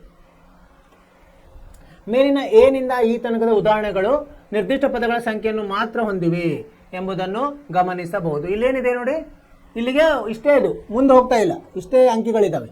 ಇಲ್ಲಿ 10 ಅಂಕಿ, ಹಿಂಗೆ 12 ಅಂಕಿ ಇದೆ. ಇಲ್ಲಿ ಎಷ್ಟಿದೆ, ಇಲ್ಲಿ ಕಡಿಮೆ ಆಗಿ ಇಲ್ಲಿಗೆ ಬಂದಿಲ್ಲತ್ತೆ. ಇಲ್ಲಿಗೆ ನಿರ್ದಿಷ್ಟವಾದ ಪದಗಳನ್ನು ಹೊಂದಿದೆ. ಅದಕ್ಕೆ ಏನಂತೀವಿ ನಾವು, ಪರಿಮಿತ ಸಮಾಂತರ ಶ್ರೇಣಿ. ಅಂದ್ರೆ ಯಾವ ಪದಗಳು ಇಷ್ಟೇ ಅಂತ ಹೇಳಿ ಅದಕ್ಕೆ ನಿರ್ದಿಷ್ಟವಾಗಿರ್ತವೆ, ಅದಕ್ಕೆ ಪರಿಮಿತ ಸಮಾಂತರ ಶ್ರೇಣಿ ಅಂತ ಹೇಳ್ತಾರೆ. ಹಾಗೂ ನಮಗೆ ಒಮ್ಮೊಮ್ಮೆ ಏನಿದೆ ಗೊತ್ತಿರಲ್ಲ, ಹಾಗೆ ಹೋಗ್ತಾ ಇರ್ತದೆ ಅನಂತದವರೆಗೆ, ಅದಕ್ಕೆ ಏನಂತ ಅಪರಿಮಿತ ಸಮಾಂತರ ಶ್ರೇಣಿ. ಈ 1ರಿಂದ 5ರವರೆಗೆ ನೋಡಿ ಏನಾಯ್ತದು, ಇಲ್ಲಿದೆ ಅಲ್ಲ, ಇಲ್ಲಿದೆ ನೋಡಿ, ಇವೆಲ್ಲ ಇಲ್ಲಿ ಬಿಂದು ಬಿಂದು ಬಿಂದು ಕೊಟ್ಟಾರಲ್ಲ, ಅಂದರೆ ಇನ್ನು ಅದು ಎಷ್ಟು ಪದಗಳಿದೆ ಅಂತ ಗೊತ್ತಿಲ್ಲ, ಹಾಗೆ ಹೋಗ್ತಾ ಇದೆ. ಇಂಥ ಏನಂತೀವಿ ಸಮಾಂತರ ಶ್ರೇಣಿಯನ್ನು ಅಪರಿಮಿತ ಸಮಾಂತರ ಶ್ರೇಣಿ ಅಂತ ಹೇಳ್ತೀವಿ. ಒಂದು ಪರಿಮಿತ, ಒಂದು ಅಪರಿಮಿತ. ಹೀಗಾಗಿ ನಾವು ಒಂದು ಸಮಾಂತರ ಶ್ರೇಣಿಯನ್ನ ಏನ್ ಮಾಡಬೇಕು, ತಿಳಿಯಲು ಎಷ್ಟು ಕನಿಷ್ಠ ಮಾಹಿತಿ ಬೇಕಾಗ್ತದೆ ನೋಡಿ. ಏನೇನು ಬೇಕಾಗ್ತದೆ, ಮೊದಲೇ ಪದ ಬೇಕು, ಮತ್ತೆ ಅದರ ವ್ಯತ್ಯಾಸ ಬೇಕು. ಇವು ಎಷ್ಟು ಎರಡು ಗೊತ್ತಿದ್ರೆ ನಾವು ಏನು ಎಲ್ಲಿ ಅಂತ ಸಮಾಂತರ ಶ್ರೇಣಿ ರಚಿಸಬಹುದು, ಅಪರಿಮಿತ ಸಮಾಂತರ ಶ್ರೇಣಿಯನ್ನು ರಚಿಸಬಹುದು. ಅದೇ ನಮಗೆ ಪದಗಳು ಗೊತ್ತಾತಂದ್ರೆ ಪರಿಮಿತ ಶ್ರೇಣಿಯನ್ನು ರಚಿಸಬಹುದು. ಆ ಥರ ಈಗ ನೋಡಿ, ಇಲ್ಲೊಂದು ಉದಾಹರಣೆ ಇದು 6, 9, 12, 15. ಈ ಸಂಖ್ಯಾಪಟ್ಟಿಯಲ್ಲಿ ಇದು ಸಾಮಾನ್ಯ ವ್ಯತ್ಯಾಸ ಹೆಂಗೆ ಕಂಡುಹಿಡಿಯೋದಂದ್ರೆ, ಎರಡನೇ ಪದದಿಂದ ಒಂದನೇ ಪದವನ್ನು ಕಳಿಬೇಕು. ಅಂದ್ರೆ A2 ಋಣ A1, A2 - A1 ಸಮ 9 - 6 ಎಷ್ಟು ಬರುತ್ತೆ, 3 ಬರ್ತದೆ. ಈಗ ನೋಡಿ, ಎಲ್ಲಾದ್ರದ್ದು ಮಾಡಿದ್ರು ನಾವು 3 ಬರ್ತದೆ. ಅಂದ್ರೆ ಸಾಮಾನ್ಯ ವ್ಯತ್ಯಾಸ ಒಂದೇ ಬಂದ್ರೆ ಅದು ಏನದು ಸಮಾಂತರ ಶ್ರೇಣಿ ಅಂತ ಹೇಳ್ಬೋದು. ಆ ಥರ ನೋಡಿ, ಸಮಾಂತರ ಶ್ರೇಣಿ ಇದೆ. ಈಗ ಇದು ಇಲ್ಲೊಂದಿದೆ ನೋಡಿ, 6, 3, 0 ಋಣ 3. ಸೊ ಇದನ್ನು ನೋಡಿದಾಗ ಎಲ್ಲದ ಸಾಮಾನ್ಯ ವ್ಯತ್ಯಾಸ ಅಂದ್ರೆ ಋಣ 3 ಇದೆ. ಇದು ಒಂದು ಸಮಾಂತರ ಶ್ರೇಣಿ. ಹೀಗಾಗಿ ಏನಂತ ಹೇಳ್ತೀವಿ ನಾವು, ಸಾಮಾನ್ಯವಾಗಿ A1, A2, A3 ಇಲ್ಲಿವರೆಗೆ AN ವರೆಗೆ ಒಂದು ಸಮಾಂತರ ಶ್ರೇಣಿ ಆದರೆ ಡಿ ಅನ್ನು ಹೇಗೆ ನಾವು ಬೆದರಿಸ್ತೀವಿ, AK+1. ಅಂದ್ರೆ ಇದು ಕೆ ಅಂದ್ರೆ ಯಾವುದೇ ಒಂದು ಇದು ಇರ್ಬೋದು, ಅಷ್ಟನೇ ಪದ ಇರ್ತದೆ, ಕೆ ಪದ. AK+1 ಮತ್ತು AKಗಳು ಕ್ರಮವಾಗಿ K+1ನೇ ಮತ್ತು Kನೇ ಪದಗಳಾಗಿವೆ, ಅಷ್ಟೇ ಪದಗಳು. ಡಿ ಸಮ AK+1 ಋಣ AK. ಇದನ್ನು ನೆನಪಿಟ್ಕೋಬೇಕು ನಾವು. ಇಲ್ಲಿ ನೋಡ್ರಿ ಏನಾಗಿದೆ, ಇಲ್ಲಿ ಈ ಸಂಖ್ಯಾ ಶ್ರೇಣಿಯನ್ನು ಸಂಖ್ಯಾಪಟ್ಟಿಯನ್ನು ನೋಡಿದ್ರೆ ಏನಾಗ್ತದೆ, 1, 1, 2, 3, 5. ಇದನ್ನ ನೋಡಿದ್ರೆ ಏನಾಗ್ತದೆ, ನಾವು ಸಾಮಾನ್ಯ ವ್ಯತ್ಯಾಸ ಎಷ್ಟು ಬರ್ತದೆ, 1ರಲ್ಲಿ 1 ಕಳೆದ್ರೆ 0 ಆಗ್ತದೆ, 2ರಲ್ಲಿ 1 ಕಳೆದ್ರೆ 1 ಆಗ್ತದೆ, 3ರಲ್ಲಿ 2 ಕಳೆದ್ರೆ 1 ಆಗ್ತದೆ, 5ರಲ್ಲಿ 3 ಕಳೆದ್ರೆ 2 ಆಗ್ತದೆ. ಹೀಗಾಗಿ ಇದು ಏನಾಗಿದೆ, ಸಮಾಂತರವಾಗಿಲ್ಲ. ಸೊ ಇದು ಸಮಾಂತರ ಶ್ರೇಣಿ ಅಲ್ಲ. ಇನ್ನೊಂದು ಉದಾಹರಣೆ ಇದೆ ನೋಡಿ, 3/2, 1/2, ಋಣ 1/2, ಋಣ 3/2, ಹಾಗೆ ಡ್ಯಾಶ್ ಡ್ಯಾಶ್ ಡ್ಯಾಶ್. ಈ ಸಮಾಂತರ ಶ್ರೇಣಿಯ ಮೊದಲ ಪದ ಎ ಯಾವುದಪ್ಪ, ಇದರಲ್ಲಿ ಮೊದಲೇದಕ್ಕೆ ಏನು ಬರ್ತಿರ್ತಾರಲ್ಲ ಅದೇ ಅದರ ಮೊದಲ ಪದ. ಇದೇನು ಎ ಏನು ಬಂತು, 3/2 ಅಂದ್ರೆ 3/2. ಈಗ ಡಿ ಏನು ಕಂಡು ಹಿಡಿಯೋದು ನಾವು, ಎರಡನೇ ಪದ ಋಣ 1ನೇ ಪದ. ಅವರು ಸಮಾಂತರ ಶ್ರೇಣಿ ಅಂತ ಹೇಳಿಬಿಟ್ಟಾರೆ. ಸೊ ನಾವು ಅದನ್ನು ಮತ್ತೆ ಪರೀಕ್ಷಿಸೋ ಕಾರಣ ಇಲ್ಲ. ನಾವು ಡಿ ಏನು ಕಂಡು ಹಿಡಿದು ಅವ್ರು ಹೇಳಿದ ಮೇಲೆ ಎರಡನೇ ಪದದಲ್ಲಿ 1ನೇ ಪದವನ್ನು ಕಳೆದ್ಬಿಟ್ರೆ ನಮ್ಗೆ ಸಿಕ್ಬಿಡ್ತದೆ. ಅದು ಎಷ್ಟು ಸಿಕ್ತು, 1/2 ಋಣ 3/2 ಋಣ 1 ಸಿಕ್ತು. ಸೊ ಋಣ 1 ಸಾಮಾನ್ಯ ವ್ಯತ್ಯಾಸ ಆಗ್ತದೆ. ಈಗ ನೋಡಿ, ಕೆಳಗಿನವುಗಳಲ್ಲಿ ಯಾವ ಸಂಖ್ಯಾಪಟ್ಟಿಗಳು ಸಮಾಂತರ ಶ್ರೇಣಿಯನ್ನು ಉಂಟು ಮಾಡುತ್ತದೆ ಅಂತ ನಾವು ಕಂಡುಹಿಡಿಬೇಕು. ಅದು ಏನಾದರೂ ಸಮಾಂತರ ಶ್ರೇಣಿ ಇದ್ರೆ ನಾವೇನು ಮಾಡಬೇಕು, ಅದನ್ನ ಮುಂದಿನ 2 ಪದಗಳನ್ನು ಕಂಡುಹಿಡಿಬೇಕು. ಉದಾಹರಣೆ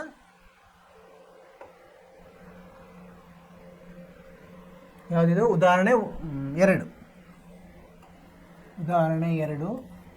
ಇಲ್ಲಾಂದ್ರೆ ಸಮಾಂತರ ಶ್ರೇಣಿ ಹೌದು ಅಲ್ಲ ಅಂತ ಕಂಡುಹಿಡಿಬೇಕು ನಾವು, ಅಲ್ವಾ. 1ನೇದು ಏನು ಕೊಟ್ಟಾರ ಅವರು, 4, 10, 16, 22. ಈಗೇನು ಅವ್ರು ಏನಾದ್ರು ಸಾಮಾನ್ಯ ವ್ಯತ್ಯಾಸ ಕಂಡುಹಿಡೀರಿ ಅಂತ ಅದ. ಕಂಡುಹಿಡಿದು ಅಂದರೆ ಅದು ಸಮಾಂತರ ಶ್ರೇಣಿ ಹೌದು ಅಲ್ಲ ಅಂದ್ರೆ ಅವಾಗ ಏನು ಮಾಡಬೇಕು, ಎಲ್ಲ ಒಂದು 2-3 ಇವನ್ನ ನಾವು ಏನು ಮಾಡಬೇಕು, ಪರೀಕ್ಷಿಸಬೇಕು. ಸಾಮಾನ್ಯ ವ್ಯತ್ಯಾಸ ಒಂದೇ ಆಗಿರ್ಬೇಕು. ಏನು ಇದನ್ನು ಕಂಡುಹಿಡಬೇಕು, A2 - A1 ಕಂಡುಹಿಡಬೇಕು, A3 - A2 ಕಂಡುಹಿಡಬೇಕು, ಮತ್ತು A4 - A3 ಕಂಡುಹಿಡಬೇಕು. ಇಲ್ಲಿ ಇದನ್ನು ಆದೇಶದಾಗ ಏನು ಬರ್ತದೆ, ಇದು ಪರಿಹಾರ. A2 ಎಷ್ಟಿದೆ, 10 ಇದೆ. 10 ಋಣ 4 ಎಷ್ಟು ಬಂತು, ಸಮ 6 ಬಂತು. ಇಲ್ಲಿ ನೋಡೋಣ, 16 ಋಣ 10 ಸಮ ಎಷ್ಟು ಬಂತು, ಇದು 6 ಬಂತು. ಇಲ್ಲಿ 22 ಋಣ 16, ಇಲ್ಲಿ ಎಷ್ಟು ಬಂತು, 6 ಬಂತು. ಸರಿನಾ? ಈಗ ಎಲ್ಲದರಲ್ಲೂ 6 ಬಂದಿದೆ ಅಂದರೆ ಏನಂತ ಹೇಳ್ಬೇಕು, ಇದು ಸಮಾಂತರ ಶ್ರೇಣಿ ಹೌದು ಹೌದು ಅಂತ ಹೇಳ್ಬೇಕು. ಸಮಾಂತರ ಶ್ರೇಣಿ ಹೌದು. ಈಗ ಅವ್ರು ಏನು ಹೇಳಿದ್ರೆ ಮುಂದಿನ 3 ಪದಗಳು ಏನು ಮಾಡ್ಬೇಕು, ಇದಕ್ಕೆ ಈಗ 4ನೇ ಪದ ಇದೆಯಲ್ಲ ಅದಕ್ಕೆ ನಾವು ಇಷ್ಟನ್ನು ಸೇರಿಸ್ತಾ ಹೋಗ್ಬೇಕು. ಏನು ವ್ಯತ್ಯಾಸ, ಸಾಮಾನ್ಯ ವ್ಯತ್ಯಾಸವನ್ನು ಸೇರಿಸಿದಾಗ 5ನೇ ಪದ ಬರ್ತದೆ. ಅಂದರೆ A5 ಹೆಂಗೆ ಬರ್ತದೆ ನಮಗೆ, A4 ಪ್ಲಸ್ ಸಾಮಾನ್ಯ ವ್ಯತ್ಯಾಸ D. ಆಮೇಲೆ A6 ಹೆಂಗೆ ಬರ್ತದೆ, A5 ಸಾಮಾನ್ಯ ವ್ಯತ್ಯಾಸ. A7 ಹೆಂಗೆ ಬರ್ತದೆ, ಸಾಮಾನ್ಯ ಇದು ಇಲ್ಲಿ A6 ಹಿಂದಿನ ಪದ, ಇದರ ಹಿಂದಿನ ಪದ A6 ಆಗ್ತದೆ. A6 plus D. 4 ಎಷ್ಟಿದೆ, A4 ಇಲ್ಲಿ ಕಂಡು ಹಿಡಿದ. ಇಲ್ಲಿ A4 ಇದೆಯಲ್ಲ, ಇದು A1, ಇದು A2, ಇದು A3, ಇದು A4. ಇನ್ನು ಉಳಿದಿರೋದು ಕಂಡು ಹಿಡಿಲಿಕ್ಕೆ ಹೇಳಿದ್ದಾರೆ. ಇದು A4 ಎಷ್ಟಿದೆ, 22 ಇದೆ. ಪ್ಲಸ್ 6 ಸೇರಿಸಿದರೆ 28 ಬಂತು. ಅದೇ ಥರ A5 ಎಷ್ಟಿದೆ, 78 ಇದೆ. ಇದು ಪ್ಲಸ್ ಇದಕ್ಕೆ 6 ಕುಡಿಸಿದಾಗ ಎಷ್ಟು ಬಂತು, 34 ಆಯಿತು. ಅದೇ ಥರ 34 ಪ್ಲಸ್ 6 ಎಷ್ಟು ಬಂತು, 40 ಬಂತು. ಅದನ್ನೆಲ್ಲೇ ಬರಿಬೋದು ನಾವು, 28, 34, 40 3 ಪದಗಳು ಬಂತು. ಅರ್ಥವಾಯಿತು? ಅವರು ಏನು ಮಾಡಿದ್ದಾರೆ, ಪರೀಕ್ಷೆ ಮಾಡಿ ಅಂತಾರೆ. ಪರೀಕ್ಷೆ ಹೆಂಗೆ ಮಾಡೋದು ನಾವು, ಇದು ಸಮಾಂತರ ಶ್ರೇಣಿ ಹೌದು ಅಲ್ಲ ಅಂತ ವ್ಯತ್ಯಾಸಗಳು ನೋಡೋದು. ಅವ್ರು ಕೊಟ್ಟಿರೋ ಅಂಕಗಳಲ್ಲಿ ಸಾಮಾನ್ಯ ವ್ಯತ್ಯಾಸ ಎಷ್ಟು ಬರ್ತದೆ, ಎಲ್ಲ ಸಾಮಾನ್ಯ ವ್ಯತ್ಯಾಸಗಳು ಒಂದೇ ಬಂದರೆ ಅದು ಸಮಾಂತರ ಶ್ರೇಣಿ. ಸೊ ಅದು ಸಮಾಂತರ ಶ್ರೇಣಿ ಬಂದ ಮೇಲೆ ಏನು ಮಾಡಬೇಕು ನಾವು, ಮುಂದಿನ 3 ಪದಗಳನ್ನು ಆ ಸಮಾಂತರ ಶ್ರೇಣಿಯನ್ನು ಕೂಡಿಸಿದಾಗ ಅದನ್ನು ನಮಗೆ ಮುಂದಿನ 3 ಪದ ಸಿಗ್ತದೆ. 3 ಯಾಕೆ ಅವ್ರು ಎಷ್ಟು ಹೇಳಿದಾರೆ ಅಷ್ಟು ಪದಗಳು. ಇಲ್ಲಿ ನೋಡಿ ಉತ್ತರ ಏನು ಬಂತು, ಪರಿಹಾರ ಏನಾಯ್ತು, ಈಗ ಸಾಮಾನ್ಯ ವ್ಯತ್ಯಾಸ 6 ಬಂತು. ಆಮೇಲೆ ನಾವು ಬೇರೆ ಬೇರೆ ಪದಗಳನ್ನು ಕಂಡುಹಿಡಿದ್ವಿ. ಮುಂದಿನ 2 ಪದ ಹೇಳಿದ್ರೆ ನಾವು 3 ಪದವನ್ನು ಕಂಡುಹಿಡಿದ್ವಿ. ಇದೇ ಥರ 2ನೇ ಪ್ರಶ್ನೆ ನೋಡೋಣ. 1 ಋಣ 1 ಋಣ 3, ಇದರಲ್ಲಿ 2ನೇದು ಏನಿದೆ, 1 ಋಣ 1 ಋಣ 3 ಋಣ 5. ಅಂದರೆ ಇದು A1 ಆಯಿತು, ಇದು A2 ಆಯಿತು, ಇದು A3 ಆಯಿತು, ಇದು A4 ಆಯಿತು. ಈಗ ಪರಿಹಾರ ನೋಡೋಣ.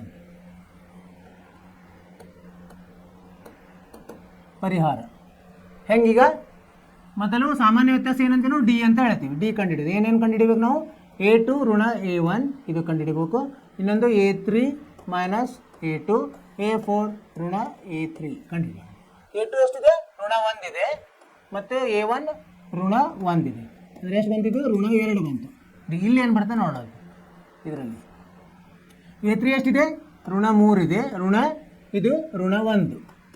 ಋಣ 1 ಗುಂಡ್ಲೆ ಋಣ ಏನಾಗ್ತದೆ, ಧನ ಆಗ್ತದೆ. ಋಣ 3 ಧನ 1 ಅಂದರೆ ಇದು ಏನಾಯಿತು, ಋಣ 2 ಆಯಿತು.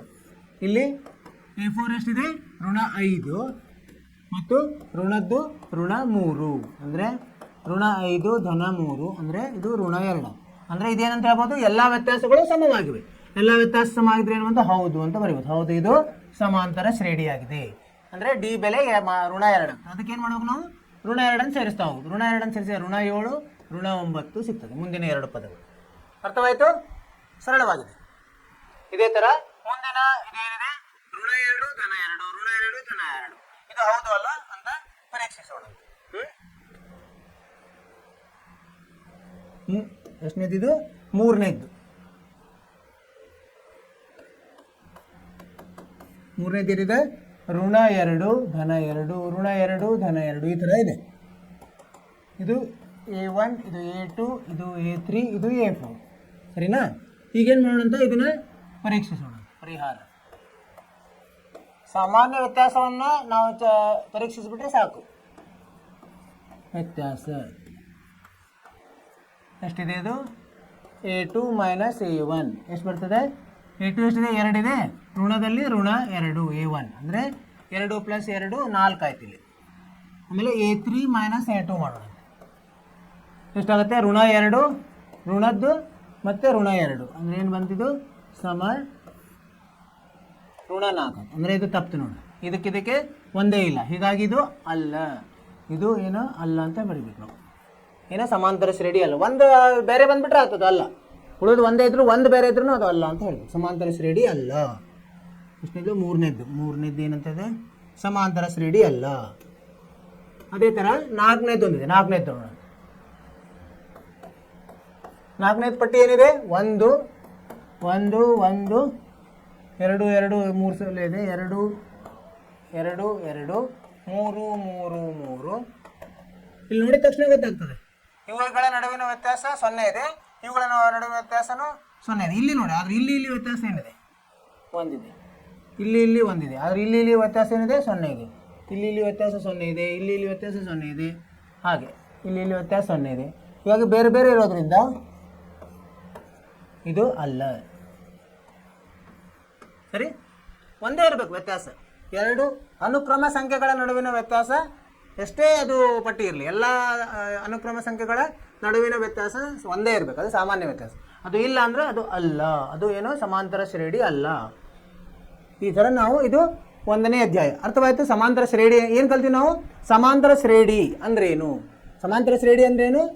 ಒಂದು ಸಂಖ್ಯಾಪಟ್ಟಿಯಲ್ಲಿ ಅನುಕ್ರಮ ಸಂಖ್ಯೆಗಳ ನಡುವಿನ ವ್ಯತ್ಯಾಸ ಒಂದೇ ಇದ್ದರೆ ಅದಕ್ಕೆ ನಾವೇನಂತೀವಿ? ಸಮಾಂತರ ಶ್ರೇಣಿ. ಹೆಂಗೆ ಬರ್ತದೆ ಅದು? ಮೊದಲೇ ಪದ ಒಂದಕ್ಕೆ ಏನು ನಿರ್ದಿಷ್ಟ ಸಂಖ್ಯೆಯನ್ನು ಸೇರಿಸ್ತಾ ಹೋದರೆ ನಮಗೇನು ಬರ್ತದೆ? ಸಮಾಂತರ ಶ್ರೇಣಿ ಬರ್ತದೆ. ಇದಿಷ್ಟು ನಾವು ಇದು ಕಲ್ತೀವಿ. 1ನೇ ಇದಕ್ಕೆ ಏನಂತೀವಿ? ಎ ಅಂತ ಹೇಳ್ತೀವಿ 1ನೇ ಪದಕ್ಕೆ. ಮುಂದಿನ ಪದಗಳಿಗೆ ಎ ಅಥವಾ A1 ಅಂತ ಹೇಳ್ಬೋದು ಮೊದಲೇ ಪದಕ್ಕೆ. ಆಮೇಲೆ A2 A3 A4 ಹೀಗೆ A4 A5 A6 ಹೀಗೆ. ಮತ್ತು ನಾವು ಇನ್ನೊಂದು ಏನು ಕಲಿತೀವಿ? ಅದರ ನಡುವಿನ ವ್ಯತ್ಯಾಸಕ್ಕೆ ಏನಂತೀವಿ? ಸಾಮಾನ್ಯ ವ್ಯತ್ಯಾಸ. ಅದನ್ನು ಡಿ ಅಂತ ಹೇಳ್ತೀವಿ. ಹೆಂಗೆ ಕಂಡುಹಿಡಿಯೋದು? ಡಿ A2 ಋಣ A1 ಅಥವಾ A3 ಋಣ A2 ಈ ಥರ, A4 ಋಣ A3 ಈ ಥರ ಮಾಡ್ತಾ ಹೋಗೋದು. ಆಮೇಲೆ ನಾವು ಇನ್ನೊಂದು ಏನು ಕರಿತೀವಿ? ಪರಿಮಿತ ಸಾಮಾನ್ಯ ಶ್ರೇಣಿ. ಅಂದರೆ ಅದರಲ್ಲಿರುವ ಸಂಖ್ಯಾಪಟ್ಟಿಯಲ್ಲಿ ಸಂಖ್ಯೆಗಳು ನಿರ್ದಿಷ್ಟವಾಗಿರ್ತವೆ.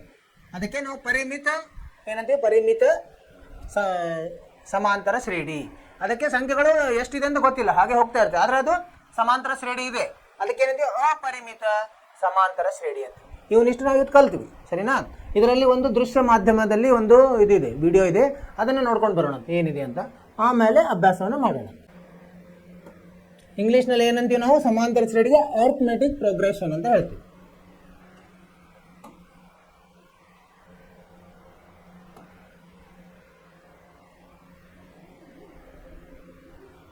ಏನಂತೀವಿ? Arithmetic progression. ಅದ್ರ ಬಗ್ಗೆ ಹೇಳಿದ್ದು ಏನು ಇಲ್ಲಿ ಕಲ್ತೀವಿ ನಾವು. ಏನು? 2 ಅನುಕ್ರಮ ಸಂಖ್ಯೆಗಳ ನಡುವೆ ವ್ಯತ್ಯಾಸ ಒಂದೇ ಇರ್ತದೆ. ಅದಕ್ಕೆ ನಾವು ಏನಂತೀವಿ? ಸಮಾಂತರ ಶ್ರೇಣಿ ಅಂತ ಹೇಳ್ತೀವಿ.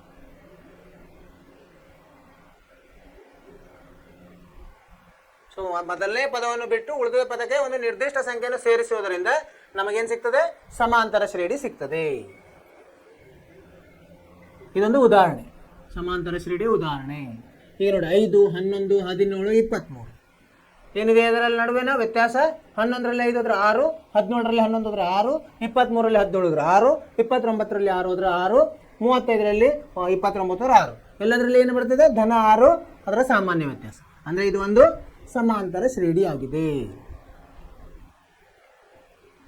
ಅರ್ಥವಾಯಿತು? ಈ ಸಂಖ್ಯಾಪಟ್ಟಿ. ಈಗ ಮೊದಲನೇ ಪದಕ್ಕೆ ಏನಂತೀವಿ ನಾವು? A1 ಅಂತ ಹೇಳ್ತೀವಿ, ಅಥವಾ ಎ ಅಥವಾ A1. ಎರಡನೇ ಪದಕ್ಕೆ A2 ಅಂತ ಹೇಳ್ತೀವಿ, A2 A3 ಅಥವಾ ಹಾಗೆ n-ನೇ ಪದಕ್ಕೆ AN ಅಂತ ಹೇಳ್ತೀವಿ. ಇದಕ್ಕೆ ಸಾಮಾನ್ಯ ವ್ಯತ್ಯಾಸಕ್ಕೆ ಏನಂತೀವಿ? ಡಿ ಅಂತ ಹೇಳ್ತೀವಿ.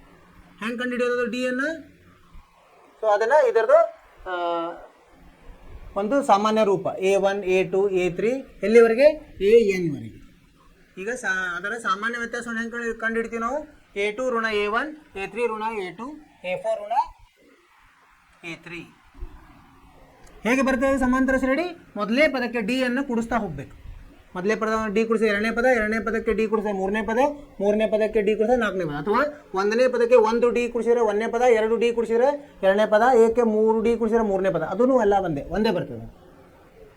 ಸೊ ಈಗ 2 ಥರದ ಏನಿದೆ ಸಮಾಂತರ ಶ್ರೇಣಿಗಳು. ಒಂದು ಪರಿಮಿತ ಗೊತ್ತಿರುತ್ತೆ ನಮ್ಗೆ. ಕೊನೆ ಪದ ಗೊತ್ತಿದ್ದಾಗ ಅದಕ್ಕೆ ಪರಿಮಿತ ಸಮಾಂತರ ಶ್ರೇಣಿ ಅಂತ ಹೇಳ್ತೀವಿ. ಕೊನೆಯ ಪದ ಗೊತ್ತಿಲ್ಲ ಅಂದರೆ ಅದಕ್ಕೆ ಅಪರಿಮಿತ ಸಮಾಂತರ ಶ್ರೇಣಿ ಅಂತ ಹೇಳ್ತೀವಿ. ಇಲ್ಲೊಂದು ಉದಾಹರಣೆ ನೋಡಿದ್ವಲ್ಲೇ, ಇಲ್ಲಿ ಇದನ್ನು ಏನು ಬಹುಮಾನ 1ರಿಂದ 10ನೇ ತರಗತಿ ಒಳಗೆ ಹೆಂಗೆ ಕೊಡ್ತಾರೆ ಅವರು? 1ನೇ ತರಗತಿಯವರೆಗೆ 200, 2ನೇ ತರಗತಿಯವರೆಗೆ 250, 3ನೇ ತರಗತಿ 300, 4ನೇ ತರಗತಿಯವರೆಗೆ 350, ಹೀಗೆ 10ನೇ ತರಗತಿಯವರೆಗೆ 750 ರೂಪಾಯಿ ಕೊಡ್ತಾರೆ. ಅಂದರೆ ಅದರ ನಡುವಿನ ವ್ಯತ್ಯಾಸ ಏನು? ಒಂದೇ ಇದೆ, 50, 50, 50, 50. ಅಂದರೆ ಇದೊಂದು ಸಮಾಂತರ ಶ್ರೇಣಿ ಅಂತ ಹೇಳ್ಬೋದು ನಾವು. ಇನ್ನೊಂದು ಉದಾಹರಣೆ ಇದೆ ನೋಡಿ, ಇಲ್ಲಿ 100, 70, 40, 10 ಇದೊಂದು ಸಂಖ್ಯಾಪಟ್ಟಿ. ಇದರ ನಡುವಿನ ವ್ಯತ್ಯಾಸ ಎಷ್ಟಿದೆ? ಋಣ 30 ಇದೆ. ಅಂದರೆ ಋಣ 30 ಕೂಡಿಸಿದಾಗ 2ನೇ ಪದ ಬಂದಿದೆ. ಅಂದರೆ ನಮಗೆ ಮೊದಲನೇ ಪದ ಗೊತ್ತಿದ್ದಾಗ, ಆಮೇಲೆ ಸಾಮಾನ್ಯ ವ್ಯತ್ಯಾಸ ಗೊತ್ತಿದ್ದಾಗ, ಎರಡೂ ಗೊತ್ತಿರಬೇಕು. ಮೊದಲನೇ ಪದ ಸಾಮಾನ್ಯ ವ್ಯತ್ಯಾಸ ಗೊತ್ತಿದ್ರೆ ನಾವು ಸಮಾಂತರ ಶ್ರೇಣಿಯನ್ನು ಮಾಡ್ಬೋದು. ನೋಡಿ ಏನಿದೆ, ಮೊದಲನೇ ಪದ 5 ಇದೆ, ಸಾಮಾನ್ಯ ವ್ಯತ್ಯಾಸ 2 ಇದೆ. ಇಲ್ಲಿ ನಾವು ಸಮಾಂತರ ಶ್ರೇಣಿಯನ್ನು ರಚಿಸಿ ಅಂದರೆ ಏನು ಮಾಡ್ತೀವಿ?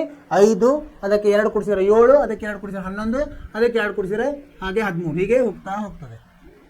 ಈಗ ಮೊದಲನೇ ಪದ 5 ಮತ್ತು ಸಾಮಾನ್ಯ ವ್ಯತ್ಯಾಸ ಋಣ 2 ಇದ್ದಾಗ ಏನಾಗ್ತದೆ? 5 ಇರೋದು ಋಣ 2 ಕೂಡಿಸಿದ್ರೆ 3 ಆಗ್ತದೆ, 3ಕ್ಕೆ ಋಣ 2 ಕೂಡಿಸಿದ್ರೆ 1, 1ಕ್ಕೆ ಋಣ ಕೂಡಿಸಿದ್ರೆ ಋಣ 1, ಆ ಥರ ಬೆಳೀತಾ ಹೋಗ್ತದೆ. ಹೀಗೆ ಸಾಮಾನ್ಯ ವ್ಯತ್ಯಾಸ ಒಂದೇ ಇರಬೇಕು, ಅದೇ ಅದರ ಮೂಲ ಇದು. ಈಗ ಎಷ್ಟು ಸಂಖ್ಯೆಗಳಿದೆ ಅಂತ ಕೊಟ್ಟಿದಾಗ ಹೆಂಗೆ ಮಾಡೋದು ಅಂತ ಈಗ ನೋಡಿ, ಇಲ್ಲೊಂದು ಸಂಖ್ಯಾಪಟ್ಟಿ ಇದೆ, 6, 9, 12, 15 ಇದೆ. ಇದರಲ್ಲಿ ನಾವು ಮೊದಲನೇ ಪದವನ್ನು ಕಂಡುಹಿಡಿಯಿರಿ ಅಂತ ಹೇಳ್ತಾರೆ. ಮೊದಲನೇ ಪದ ಏನಿದೆ? 6 ಆಗ್ತದೆ. ಆಮೇಲೆ ಇಲ್ಲಿ 2ನೇ ಪದ ಏನಾಗ್ತದೆ? 9, 3ನೇ ಪದ 12, 4ನೇ ಪದ 15. ಇಲ್ಲಿ ಸಾಮಾನ್ಯ ವ್ಯತ್ಯಾಸ ಹೆಂಗೆ ಕಂಡುಹಿಡಬೇಕು? 9 ಋಣ 6 ಅಂತಂದರೆ A2 ಋಣ A1 3 ಬರ್ತದೆ. ಅಂದ್ರೆ ಅದು ಡಿ ಸಾಮಾನ್ಯ ವ್ಯತ್ಯಾಸ ಡಿ. ಅದು ಹೇಗೆ ಬರ್ತದೆ ನಮಗೆ? 2ನೇ ಪದದಿಂದ 1ನೇ ಪದವನ್ನು ಕಳೆದಾಗ, 3ನೇ ಪದದಿಂದ 2ನೇ ಪದವನ್ನು ಕಳೆದಾಗ, 4ನೇ ಪದದಿಂದ 3ನೇ ಪದವನ್ನು ಕಳೆದಾಗ ನಮಗೇನು ಸಿಗ್ತದೆ? ಸಾಮಾನ್ಯ ವ್ಯತ್ಯಾಸ ಸಿಗ್ತದೆ. ಸರಳವಾಗಿದೆ ಈ ಥರ. ಅಂದರೆ ನೀವು ಎಲ್ಲನೂ ಮಾಡೋ ಕಾರಣ ಇಲ್ಲ, ನೀವು ಅದು ಸಮಾಂತರ ಶ್ರೇಣಿ ಅಂತ ಹೇಳಿಬಿಟ್ರೆ ನಿಮಗೆ 2 ಅನುಕ್ರಮ ಸಂಖ್ಯೆಗಳು ಗೊತ್ತಿದ್ರೆ ಸಾಕು, ಅದನ್ನು ಕಳೆದುಬಿಟ್ರೆ ಸಾಕು, ನಮಗೆ ಸಾಮಾನ್ಯ ವ್ಯತ್ಯಾಸ ಬಂದುಬಿಡುತ್ತೆ. ಇದರ ಥರದ್ದು ನಾವು ಮುಂದೆ ಅಭ್ಯಾಸವನ್ನು ಮಾಡೋರಿದ್ದೀವಿ, ಬೇರೆ ಬೇರೆ ಥರದ್ದು. ಮಾಡೋಣ ಅಂತ. ಆಮೇಲೆ ಏನಿದೆ ಇಲ್ಲಿ? ಮೊದಲೇ ಪದ 6, ಸಾಮಾನ್ಯ ವ್ಯತ್ಯಾಸ 3 ಆಗ್ತದೆ. ಈಗ ಸಾಮಾನ್ಯ ರೂಪದಲ್ಲಿ ಹೆಂಗೆ ಹೇಳ್ತೀವಿ ನಾವು? ಸಮಾಂತರ ಶ್ರೇಣಿಯನ್ನು A1, A2, A3 ಇಲ್ಲಿವರೆಗೆ AN ವರೆಗೆ. ಅವಾಗ ಡಿ ಅನ್ನು ಹೇಗೆ ಮಾಡೋದು? AK+1. K+1 ಅಂದರೆ K+1 ಜಾಗದಲ್ಲಿರುವಂಥ ಪದ. AK ಅಂದರೆ K ಜಾಗದಲ್ಲಿರುವಂಥ ಪದ. ಅದರ ಒಂದನ್ನು ನಾವೇನು ಮಾಡಬೇಕು? ವ್ಯತ್ಯಾಸ ತಗೋಬೇಕು, ಅವಾಗ ಡಿ ಬರ್ತದೆ. ಈ ಥರ A2 ಋಣ A1, A3 ಋಣ A2, A4 ಋಣ A3 ಒಂದನ್ನು ಕಂಡುಹಿಡಿದ್ರೆ ಸಾಕು ನಮ್ಗೆ. ಅದು ಸಮಾಂತರ ಶ್ರೇಣಿ ಅಂದರೆ ಗೊತ್ತಾಗ್ತಂದ್ರೆ ಅದನ್ನು ಪರೀಕ್ಷಿಸ್ಲಿಕ್ಕೆ ಏನು ಮಾಡಬೇಕು? ಎಲ್ಲನೂ ಎಷ್ಟಿರುತ್ತೆ ಅದನ್ನು ಒಂದು 2-3 ಆದರೂ ಪರೀಕ್ಷಿಸಬೇಕು, ಅವಾಗ ಅದು ಸಮಾಂತರ ಶ್ರೇಣಿ ಹೌದು ಅಲ್ಲೋ ಗೊತ್ತಾಗ್ತದೆ. ಇದು ನಿಮಗೆ ದೃಶ್ಯ ಮಾಧ್ಯಮದಿಂದ ಅರ್ಥವಾಯಿತು. ಇನ್ನೂ ಜಾಸ್ತಿ ಚೆನ್ನಾಗಿ ಅರ್ಥ ಆಗ್ತದೆ ಅಂತ ತಿಳ್ಕೊಂಡು ನಾನು ಇದನ್ನು ತೋರಿಸಿದೆ. ಅರ್ಥವಾಯ್ತಲ್ಲ ವಿದ್ಯಾರ್ಥಿಗಳು? ಈಗ ಮುಂದ್ಗಡೆ ಹೋಗೋಣ. ನಾವೇನು ಮಾತಾಡ್ತಿದ್ವಿ? ಈಗ ಅಭ್ಯಾಸಕ್ಕೆ ಬರಬೇಕಾಗ್ತದೆ ನಾವು. ಹಾಂ, ಸೊ ಈಗ ಅಭ್ಯಾಸ 5.1 ಅದನ್ನು ಈಗ ಶುರು ಮಾಡೋಣಂತೆ.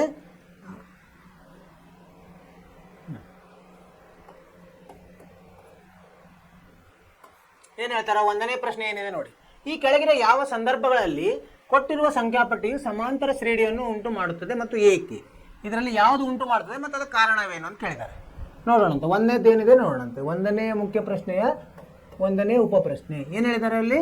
ಒಂದು ಟ್ಯಾಕ್ಸಿಯ ಬಾಡಿಗೆ ಮೊದಲ ಕಿಲೋಮೀಟರ್ಗೆ 15 ರೂಪಾಯಿ ಆಗಿದೆ. ಮೊದಲ ಕಿಲೋಮೀಟರ್ 1ನೇ ಕಿಲೋಮೀಟರ್ ಹೋಗ್ತಿರಲ್ಲ ಅದಕ್ಕೆ 15 ರೂಪಾಯಿ.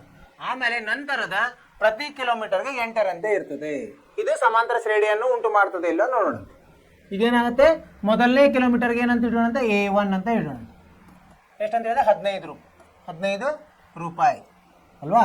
ಆಮೇಲೆ ಪ್ರತಿ ಕಿಲೋಮೀಟರ್ಗೆ ಅಂದರೆ ಎರಡನೇದು ಹೆಂಗೆ ಕಂಡು ಹಿಡಿಬೇಕು ನಾವು? ಅವ್ರೇನು ಹೇಳಿದ್ದಾರೆ? A1 ಪ್ಲಸ್ ಪ್ರತಿ ಕಿಲೋಮೀಟರ್ಗೆ ಹೇಳಿದ್ದಾರೆ. ಪ್ರತಿ ಕಿಲೋಮೀಟರ್ಗೆ ಎಷ್ಟು ಹೇಳಿದ್ದಾರೆ? ಪ್ರತಿ ಕಿಲೋಮೀಟರ್ಗೆ 8 ರೂಪಾಯಿ ಅಂತ ಹೇಳಿದ್ದಾರೆ. ಇದಕ್ಕೇನು ಮಾಡಬೇಕು, ನಾವು 8ಅನ್ನು ಸೇರಿಸ್ಬೇಕಾಗ್ತದೆ. ಅಂದರೆ 15 + 8 ಎಷ್ಟು ಬಂತು, 23 ಆಯ್ತು. ಈಗ ಮುಂದಿನ ಕಿಲೋಮೀಟ್ರಿಗೆ 1 ಕಿಲೋಮೀಟ್ರ್ ಆಯ್ತು, 2ನೇ ಕಿಲೋಮೀಟ್ರ್ ಆಯ್ತು, 3ನೇ ಕಿಲೋಮೀಟ್ರ್ ಹೋಗ್ಬೇಕಾಯ್ತು ನಾವು. ಅವಾಗ ಏನಾಗುತ್ತೆ, 3ನೇ ಕಿಲೋಮೀಟ್ರಿಗೆ ಈಗ 2ನೇ ಕಿಲೋಮೀಟ್ರಿಗೆ ನಾವು ಮತ್ತೆ 8 ಸೇರಿಸ್ಬೇಕಾಗ್ತದೆ. ಆವಾಗ 31 ಆಯ್ತು. 4ನೇ ಕಿಲೋಮೀಟ್ರಿಗೆ ಏನಾಯ್ತು, ಈ 31 ಕಿಲೋಮೀಟ್ರ್ ನಾವು 31 ರೂಪಾಯಿ ಕೊಟ್ಟಿವಿ, ಮತ್ತೆ 8 ರೂಪಾಯಿ ಕೊಡಬೇಕು, 39. ಅಂದರೆ ನಮ್ಗೆ ಹೆಂಗೆ ಬಂತು ಈಗ, A1 A2 A3 A4 ಹೇಗೆ ಬಂತಿದ್ದು, 15 23 31 39 ಈ ಥರ ಬಂತು 4. ಅಂದರೆ ಇದ್ರ ನಡುಕಿನ ವ್ಯತ್ಯಾಸ, ವ್ಯತ್ಯಾಸ ಎಷ್ಟಿದೆ ನೋಡಿ. ಇಲ್ಲಿ ಇದನ್ನು 23ರಲ್ಲಿ 15 ಕಾದ್ರೆ 8 ಬರ್ತದೆ, ಇದರಲ್ಲಿನೂ 8 ಬರ್ತದೆ, 8 ಬರ್ತದೆ. ಅಂದರೆ ಇಲ್ಲೇನಾಯಿತು, ಸಾಮಾನ್ಯ ವ್ಯತ್ಯಾಸ ಡಿ ಎಷ್ಟಿದೆ, ಇಲ್ಲಿ 8 ಇದೆ. ಅಂದರೆ ಎಲ್ಲದರ ಸಾಮಾನ್ಯ ವ್ಯತ್ಯಾಸ ಅನುಕ್ರಮ ಸಂಖ್ಯೆಗಳ ಸಾಮಾನ್ಯ ವ್ಯತ್ಯಾಸ ಒಂದೇ ಆಗಿರೋದ್ರಿಂದ ಇದು ಹೌದು ಅಂತ ಬರೀಬೇಕು. ಹೌದು ಏನಾಗ್ತದೆ, ಇಲ್ಲಿ ಇದು ಏನಾಗ್ತದೆ, ದತ್ತ ಸಂದರ್ಭ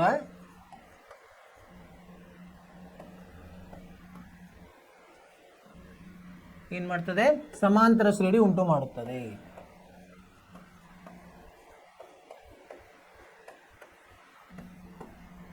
ಹಂಗೆ ಬರಿಬೇಕು. ಗೊತ್ತಾಯ್ತು? ಏನು ಮಾಡಿದ್ವಿ, ಅವರು ಏನೋ ಒಂದು ಸಂದರ್ಭ ಕೊಟ್ಟಿದ್ದಾರೆ, ಟ್ಯಾಕ್ಸಿದು. ಮೊದಲೇ ಕಿಲೋಮೀಟರ್ ಹೋಗ್ಬಿಟ್ರೆ ಇಷ್ಟು ದುಡ್ಡು ಕೊಡಲೇಬೇಕು, ಆಮೇಲೆ ಒಂದೊಂದು ಕಿಲೋಮೀಟರ್ ನೀವು 8 ರೂಪಾಯಿ ಕೊಡಬೇಕು. ಅದನ್ನು ನಾವು ಸಮಾಂತರ ಶ್ರೇಣಿಯನ್ನು ಸಂಖ್ಯಾಪಟ್ಟಿಯನ್ನು ರಚಿಸಿದಾಗ ಏನು ಬಂತು, ಅದು ಹೀಗೆ 2 ಸಂಖ್ಯೆಗಳ ನಡುವಿನ ವ್ಯತ್ಯಾಸ ಒಂದೇ ಬಂತು. ಅಂದರೆ ಇದು ಸಮಾಂತರ ಶ್ರೇಣಿ ಆಗಿದೆ ಅಂತ ಹೇಳ್ಬೋದು. ಎರಡನೇದು ನೋಡೋಣಂತೆ. ಎರಡನೇದು ಏನಂದ್ರೆ, ಒಂದು ನಿರ್ವಾತಗೊಳಿಸುವ ವಾಯುರೇಚಕ ಅಂದರೆ ಪಂಪ್. ಪ್ರತಿ ಸಲವೂ ಒಂದು ಸಿಲಿಂಡರ್ದಲ್ಲಿ ಗಾಳಿಯನ್ನು ಹೊರಗೆ ತೆಗೆಯೋದು. ಪ್ರತಿ ಸಲ ಸಿಲಿಂಡರ್ನಲ್ಲಿರುವ ಅನಿಲದ 1/4ರಷ್ಟು ಅನಿಲವನ್ನು ಹೊರತೆಗೆದರೆ ಉಳಿಯುವ ಅನಿಲದ ಪ್ರಮಾಣಗಳು ಏನಾಗುತ್ತೆ, ನಮಗೆ ಎಷ್ಟಿದೆ ಅಂತ ಗೊತ್ತಿಲ್ಲ, ಅದನ್ನು ನಾವು ಎಕ್ಸ್ ಇದೆ ಅಂತ ತಗೊಂಡು, ಒಂದರಲ್ಲಿ ಎಕ್ಸ್ ಇದೆ, ಇದರ ಎಷ್ಟು ತೆಗಿತೋ ಇದು ಇದು ಆರಂಭದಲ್ಲಿ ಇಷ್ಟಿದೆ. ಎರಡನೇ ಸಲ ಏನಾಗ್ತದೆ, ಆರಂಭದ 1/4 ತೆಗಿತದೆ. ಅಂದರೆ ಎಷ್ಟು ಉಳಿತದೆ, ಎಕ್ಸು ಋಣ 1/4 ಎಕ್ಸ್, ಎಷ್ಟು ಉಳಿತದೆ, 3/4 ಎಕ್ಸ್ ಉಳಿತು. ಮೂರನೇದು ಏನಾಗುತ್ತೆ, ಇದೇನು ಉಳಿದಿದೆ ಅಲ್ಲ, ಇದರಲ್ಲಿ ಮತ್ತೆ ಅದೇನು ಮಾಡ್ತದೆ, 1/4 ಅಂದರೆ 3/4 ಎಕ್ಸ್ದ 1/4 ಅಂದರೆ ಎಷ್ಟಾಯ್ತಿದ್ದು, 3/4 ಎಕ್ಸ್ ಋಣ 3 16 ಅಂದರೆ ಉಳಿತು ಎಷ್ಟೀಗ, 4 4 16, 12ರಾಗ 3 ಹೋದರೆ ಎಷ್ಟು, 9 16 ಉಳಿತು. ಈಗ 4ರಲ್ಲಿ ಏನಾಗ್ತದೆ, ಇದು ಉಳಿದಿರ್ತದೆ ಇಷ್ಟು, ಇದರಲ್ಲಿ 1/4 ಅಂದರೆ 9 64 ಕಳೆದು ಉಳಿತದೆ ಎಷ್ಟು, 16 4 64, 36ರಲ್ಲಿ 9 ಹೋದರೆ 27 ಭಾಗಲಬ್ಧ 64 ಎಕ್ಸ್ ಆಯಿತು.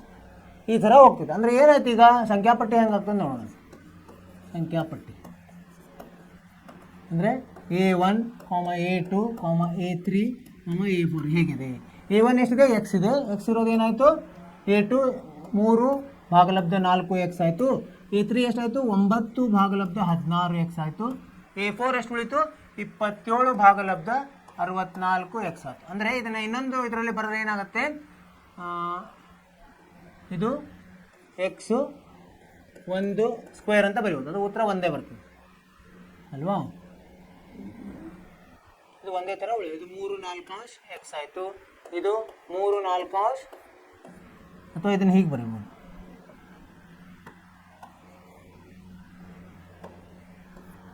3/4 0, ಇದು 3/4 1, 3/4 2 ಎಕ್ಸ್, ಇದು 3/4 3 ಎಕ್ಸ್. ಈ ಥರ ಆಯ್ತಿದೆ. ಅಂದರೆ ಇದು ಸಾಮಾನ್ಯ ವ್ಯತ್ಯಾಸ ಒಂದೇ ಉಳಿಲ್ಲ. ಹೀಗಾಗಿ ನಾವೇನು ಹೇಳಬೇಕು, ಇದು ಅಲ್ಲ, ಸಮಾಂತರ ಶ್ರೇಣಿ ಅಲ್ಲ. ಇದು ಒಂದಕ್ಕೊಂದು ಭಾಗಿಸಿದಾಗ ಒಂದೇ ಥರದ ಅಂಕಿಗಳು ಬರ್ಬೋದು, ಆದರೆ ಗುಣಿಸಿದಾಗ ಅಥವಾ ಕೂಡಿಸಿದಾಗ ಬರ್ತಾ ಇಲ್ಲ. ಅದಕ್ಕೆ ಇದು ಸಮಾಂತರ ಶ್ರೇಣಿ ಅಲ್ಲ.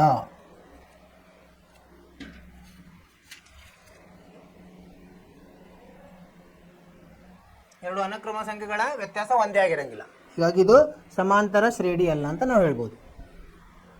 ಈಗ ಮೂರನೇದ್ದು ಮತ್ತು ನಾಲ್ಕನೇದ್ದು ಏನಿದೆ, ಮೂರನೇದು ಬಾವಿಯನ್ನು ತೋಡುವಾಗ ಮೊದಲು ಮೀಟರ್ಗೆ 150 ರೂಪಾಯಿ, ನಂತರದ ಪ್ರತಿ ಮೀಟರ್ಗೆ 50 ರು ಹೆಚ್ಚಾಗ್ತಾ ಹೋಗ್ತದೆ. ಅವಾಗ ಏನು ಮಾಡ್ಬೇಕು ನೀವು ಮನೆಯಲ್ಲಿ ಪ್ರಯತ್ನ ಮಾಡಿರಿ. ಒಂದನೇದಕ್ಕೆ 150, ಆಮೇಲೆ ಎಷ್ಟೆಷ್ಟು ಮೀಟರ್ ತೆಗಿತಾ ಹೋಗ್ತಾರೆ 50 ರೂಪಾಯಿ ಜಾಸ್ತಿ ಆಗ್ತಾ ಹೋಗ್ತದೆ. ಇದನ್ನು ನೀವು ಸಂಖ್ಯಾಪಟ್ಟಿ ತಯಾರಿಸಿರಿ, ನೋಡ್ರಿ ಎರಡರ ನಡುವೆ ವ್ಯತ್ಯಾಸ ಒಂದೇ ಇದೆಯೋ ಇಲ್ಲೋ ಅಂತ. ಆಮೇಲೆ ನಾಲ್ಕನೇದು ಆರಂಭಿಕ ಠೇವಣಿಯು 10,000ಕ್ಕೆ 8% ಚಕ್ರಬಡ್ಡಿಯಂತೆ ಪ್ರತಿ ವರ್ಷ ಆಗುವ ಮೊತ್ತ. ಇದನ್ನು ನೋಡಿ, ನೀವು ಚಕ್ರಬಡ್ಡಿಯ ನಿಮ್ಗೆ ಇದು ಗೊತ್ತಿದೆ ಏನೋ ಸೂತ್ರ, ಆ ಸೂತ್ರವನ್ನು ಹಾಕಿ ಎಲ್ಲ ಒಂದು 4 ಪದಗಳನ್ನು ಮಾಡಿ ನೋಡ್ರಿ. ಅವುಗಳ ವ್ಯತ್ಯಾಸವನ್ನು ನೋಡಿದಾಗ ನಿಮ್ಗೆ ಗೊತ್ತಾಗ್ತದೆ ಇದು ಸಮಾಂತರ ಶ್ರೇಣಿ ಹೌದು ಅಲ್ಲ. ಇವೆರಡನ್ನು ನೀವೇನು ಮಾಡಬೇಕು, ಮನೆ ಕೆಲಸ ಮಾಡಬೇಕು. ಆಯಿತಾ? ಸೊ ಈಗ ನಾವು ಇಲ್ಲಿವರೆಗೆ ಏನು ಮಾಡಿದ್ವಿ, ಒಂದು ಶುರು ಮಾಡಿದ್ವಿ ಅಭ್ಯಾಸ 5.1 ಸಮಾಂತರ ಶ್ರೇಣಿ.